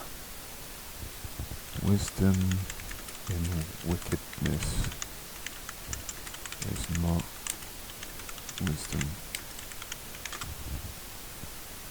So Sirach 19 and 22. The knowledge of wickedness is not wisdom, neither at any time the counsel of sinners prudence. So it's not wisdom, it's not prudence. You're not. The knowledge of wickedness is not wisdom. Just because you can make a nuclear weapon, that doesn't make you wise. Actually, you're unwise. The Lord actually has you in a trick bag. Just because you can make a gun fire at 1,000 RPM, that doesn't make you wise. It just makes you a slaughterer. That's it. That's it. You're just a sword. That's it. The sword isn't wise. It's the sharp, that's all. Sword. I mean, it's just a sword. That's it. It's not.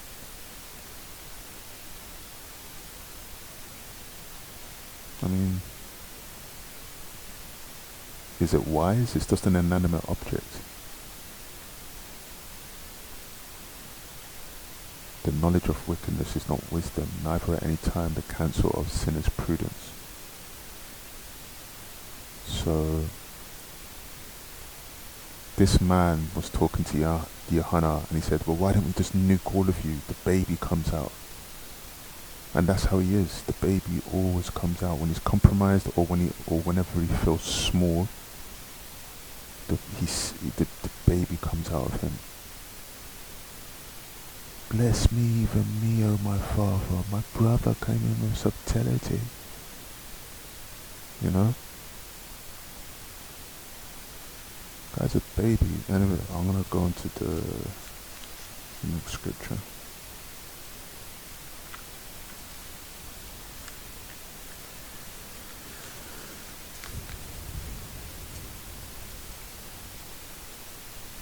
Let's go to Revelations.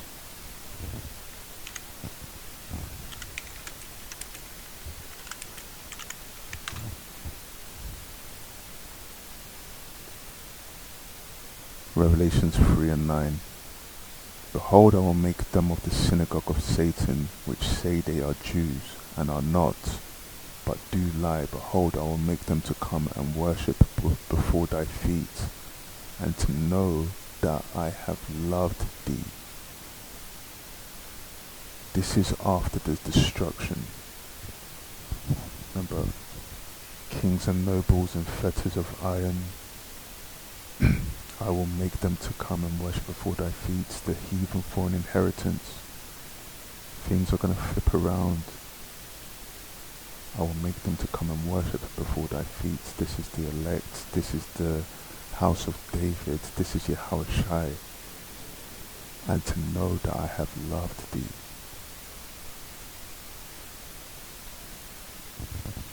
So let's go to the next.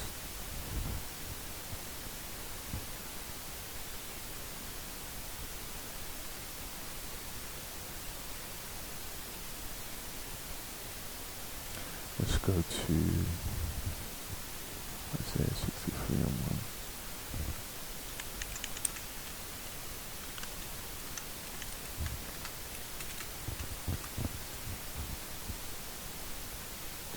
1. Isaiah 63 and 1. Who is this that cometh from Edom with dyed garments from Bozrah? This is the vision. This is one of the places of the Edomites. This that is glorious in his apparel, travelling in the greatness of his strength. I that speak righteousness, mighty to save, dyed garments from Bozrah. This is after the destruction. This is parabolic for destruction. When the smoke, so to speak, when the smoke clears after the destruction, who is this that cometh from Edom with dyed garments from Bozrah? 𝐻𝐿. when it's done, when Babylon is destroyed and its beast is destroyed with dyed garments from Bozrah. Beast system destroyed, Babylon destroyed. Dyed garments represents blood. Dyed garments from Bozrah. Let's go to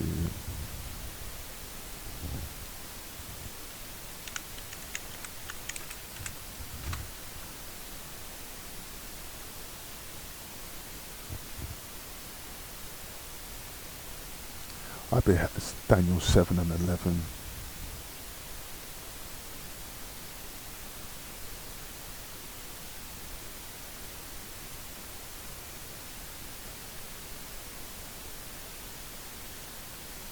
Hold on. I beheld then because of the voice of the great words which the horn spake. I beheld even till the beast was slain, and his body destroyed and given to the burning flame. This is the destruction. As concerning the rest of the beasts, they had their dominion taken away, yet their lives were prolonged for a season and a time. Yeah, this is prolonged for servitude. I saw in the night visions and beheld one like the Son of Man came with the clouds of heaven. What are the clouds? The chariots. And came, when I say chariots, just what you know as, what some people know as UAPs or UFOs. And came to the Ancient of Days, and they brought him near before him. I saw in the vision and became one like the Son of Man, came with the clouds of heaven, and came to the Ancient of Days, and they brought him near before him. Ancient of Days, this is 𝐩𝐿. One like the Son of Man came with the clouds of heaven, and came to the Ancient of Days, and they brought him near before him. And there was given him dominion and glory and kingdom, that all people, nations, and languages should serve him. His dominion is an everlasting dominion which shall not pass away, and his kingdom that which shall not be destroyed. This is the kingdom which will be established here on earth. And there was given him dominion and glory and a kingdom, that all people, nations, and languages should serve him. So this is the heathen for an inheritance. It won't just be Esau, it's all the heathen. But however, Esau's going to receive a harsh servitude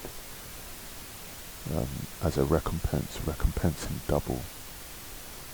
That is in terms of time frame, and that is in terms of gravity. His dominion is an everlasting dominion which shall not pass away, and his kingdom that which shall not be destroyed. So let's go to Isaiah. I'm bringing out these scriptures like this because this book is a meal. It's a meal. And you have to devour it. This is Isaiah 4 and 1. And in that day 7 women shall take hold of one man. 7 just represents completion. It doesn't necessarily mean 7. Saying, we will eat our own bread and wear our own apparel. Only let us be called by thy name to take away our reproach. See, the women in this day and age, and as things progress, will seek a man, and more importantly, a man with wisdom. Which men have wisdom? The men that have knowledge of these scriptures. In that day shall the branch of the Lord Most High Yahweh be beautiful and glorious, who are the branch, his elect, his people, the men that serve him, the men that serve Yahweh. In that day shall the branch of Yahweh be, the Most High Yahweh be beautiful and glorious, and the fruit of the earth shall be excellent and comely for them that are escaped of Israel. Look at that. So it's going to be like the Garden of Eden. Those who escape in the chariots and also the 1/3 will inherit a land which is glorious, and the fruit of the earth shall be excellent and comely for them that are escaped of Israel. And it shall come to pass that he that is left in Zion and he that remaineth in Jerusalem shall be called holy, even every one that is written among the living in Jerusalem. So there's going to be a great praise for those that are chosen, a great praise. So let's go to, when the Lord shall have washed away the filth of the daughters of Zion, and shall have purged the blood of Jerusalem from the mist thereof. So the Lord is cleaning us up, and shall have purged the blood of Jerusalem from the mist thereof by the spirit of judgment. This is the nuclear fire in the chariots, and by the spirit of burning. So this is the great cleansing. So after that, and the Lord will create upon every dwelling place of Mount Zion and upon her assemblies a cloud and smoke by day, and the shining of a flame of fire by night. For upon all the glory shall be a defense. There shall be a tabernacle for a shadow in the daytime from the heat, and for a place of refuge, and for a covert from the storm and from rain. Let me see if I can find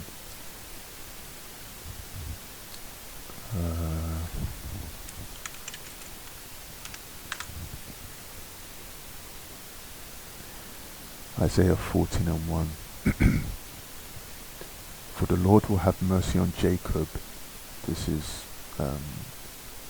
the house of Jacob, and will yet choose Israel, and set them in their own land, and the strangers shall be joined with them. The strangers are those who, didn't know that they were Israelites, but are, this is after the destruction. This is after the destruction. The strangers, even those that don't make it, the first time round, they will come back into the kingdom through the elect. And the strangers shall be joined with them, and they shall cleave to the house of Jacob. The strangers is not talking about the heathen. And the people shall take them and bring them to their place, and the house of Israel shall possess them in the land of the Lord Most High Yahweh, for servants and handmaids. See? And the people shall take them and bring them to their place, and the house of Israel shall possess them in the land of the Lord. Who's them? The heathen. In the land of the Lord for servants and handmaids. And they shall take them captives. This is the heathen. Whose captives they were. This is chiefly Edom. Whose captives they were, and they shall rule over their oppressors. And it shall come to pass in the day that the Lord shall give thee rest. And it shall come to pass in the day that the Lord shall give thee rest from thy sorrow, and from thy fear, and from the hard bondage wherein thou wast made to serve, that thou shalt take up this proverb against the king of Babylon, and say, how have the oppressors ceased, the golden city ceased, so we're taunting them. So So this is a taunt back. They were taunting us. Sing us one of those songs from Zion. Didn't they say that? Sing us one of those songs from Zion. You said that. And you also said raise it, even to the foundations thereof. Sing us one of those songs from Zion. This playful African lion, this beautiful Bengal tiger, He mocked us. and this funny American bear have been living together for more than a decade. This is the Psalms friendship of 137 three and 3. incredible For there they animals carried that the us away destiny bonds captive, together required of us a forever. song. And they that Their story wasted began us in required of us 2001 mirth, saying, when the police carried out a Sing drug us one of raid the in songs of Atlanta. Zion. When they went to the Okay. basement, they found something that must So, have dropped their jaws. How have the 3 oppressors cages with seized the exotic golden animals, city a bear, seized? a lion, and a The Lord tiger, hath broken the kept in staff of the terrible wicked and the conditions. scepter of The the 3 cubs rulers. were frightened, He who underfed, smote the and people infested in with wrath with a parasites. continual stroke, The lion was he kept in that a ruled cage the so nations small in that the bars were anger digging is into his mouth. persecuted, and The none American black bear was in the worst condition of the 3 non-stop- cubs rescued, with a non-stop, severely ingrown harness digging persecution. into his flesh because it was never Every loosened man as he grew in his size. power. The harness was so ingrown Judge, that his jury, flesh had executioner, begun to every grow man. over and The around whole it, earth and is at surgical rest, intervention and was is required quiet. to They remove the break harness. forth into singing. That was the only Yea, time the 3 the fir brothers trees have ever rejoice been at thee, separated from one another, and the and the cedars of tiger and the Lebanon, lion saying, became extremely Since thou agitated art because laid of it, down, pacing and no vocalizing feller for is the come lost up member of against their us. family to return. After they rescued, the Georgia Department of Natural Resources Everyone brought them to singing. Noah's Ark Sanctuary, Beautiful time. And you know NAAS. Israel knows how to have a good time. Knows how to have a good party. No niggers, strapping. No Edomites spying and causing problems. Just a good time with servants and handmaids.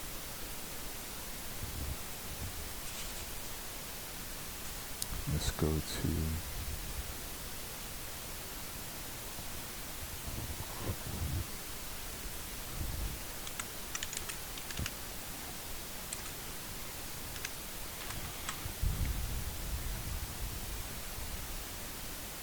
Isaiah 11 and 5.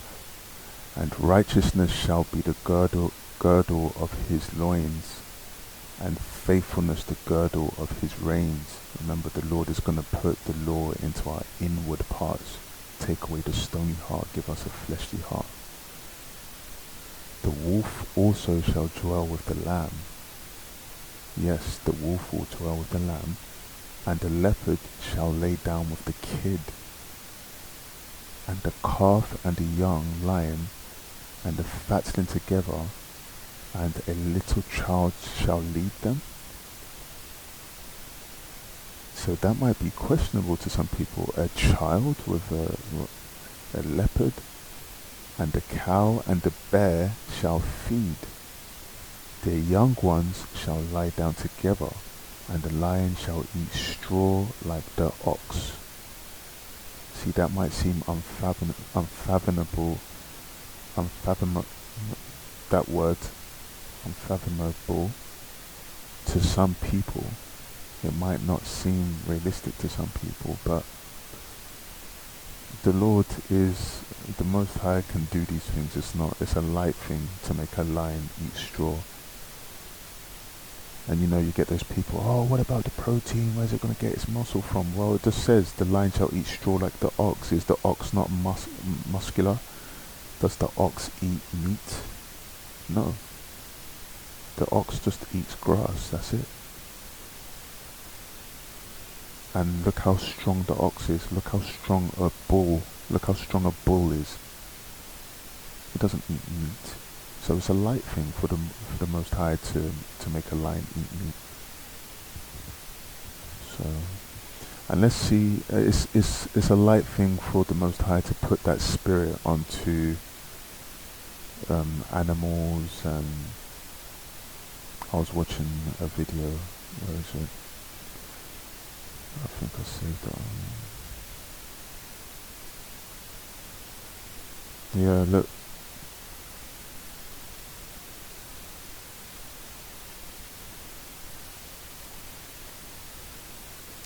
You see this this orangutan that feeding tiger cubs. So it's a light thing for the Most High to put that spirit onto these animals.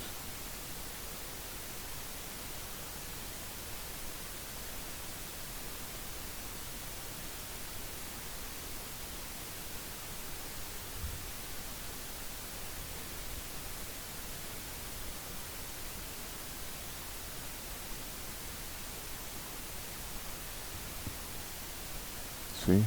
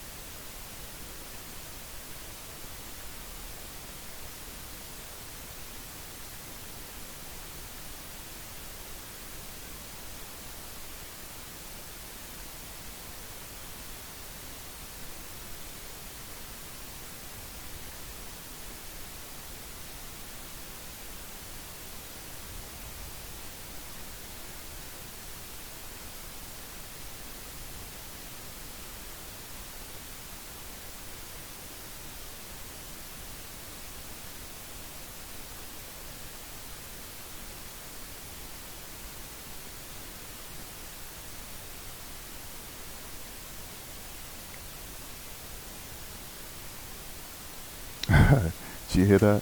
Noah's Ark Sanctuary. What a name. See, maybe they know the scriptures, or maybe just the spirit was in them, because yeah, it's a light thing for the Most High to make animals love each other, animals that maybe were like arch enemies. What did it say? The wolf and the lamb shall lay together. You know, it's gonna be a beautiful place. It's gonna be a really, really, really beautiful kingdom with lush green grass and streets decked with gold. It really is gonna be a beautiful place. Let's go to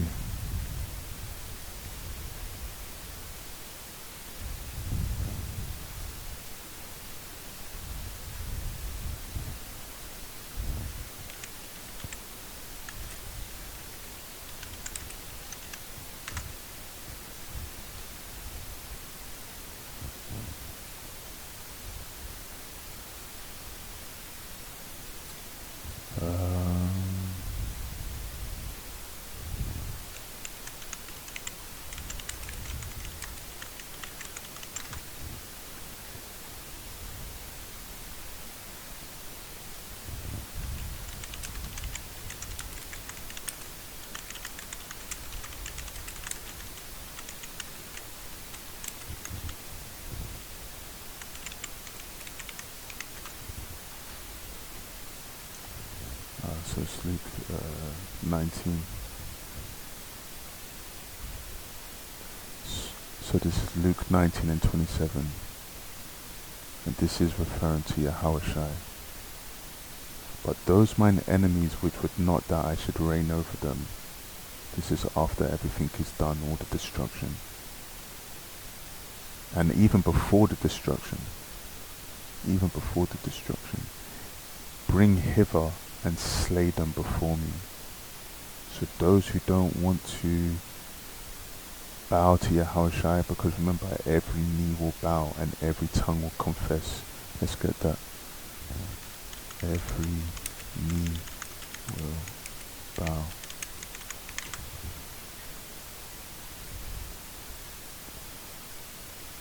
That at the name of Yahushua, every knee should bow, of things in heaven and things in earth and things under the earth, and that every tongue should confess that Yahushua HaMashiach is Lord, to the glory of Yahweh the Father. So every knee is going to bow. And if you don't want to, but those mine enemies which should not that I should reign over them, bring hither and slay them before me. It's as simple as that. Just go to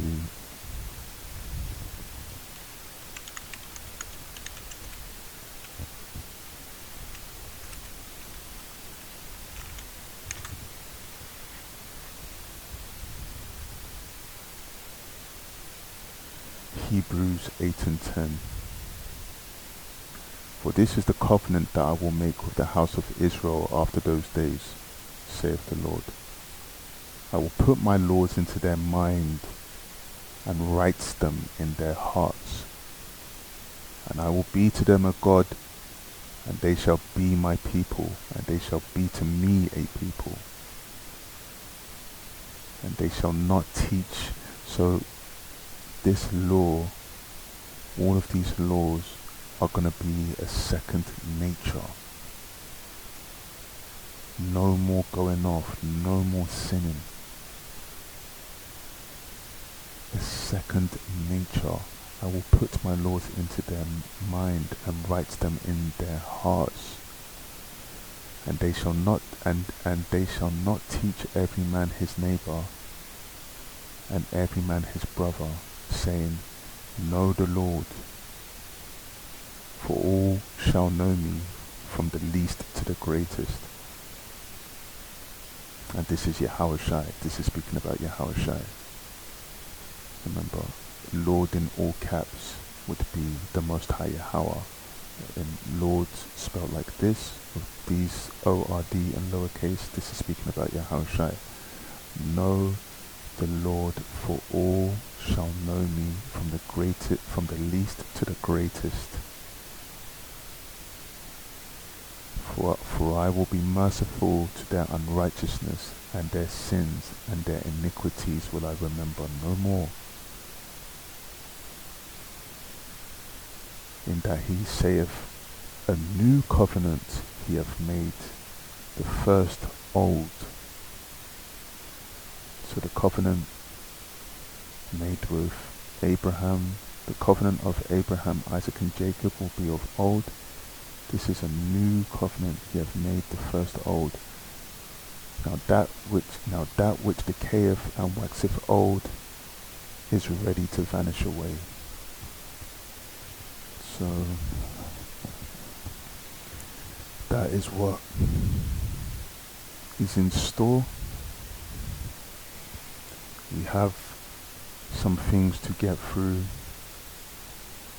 before this is enacted. We are waiting for the final prophecies to manifest. They are already manifesting. It is just a matter of time. So we are waiting for the prophecy of the mark of the beast, and we are waiting for the prophecy of the nuclear missiles. And that is it. Here is the faith and the patience.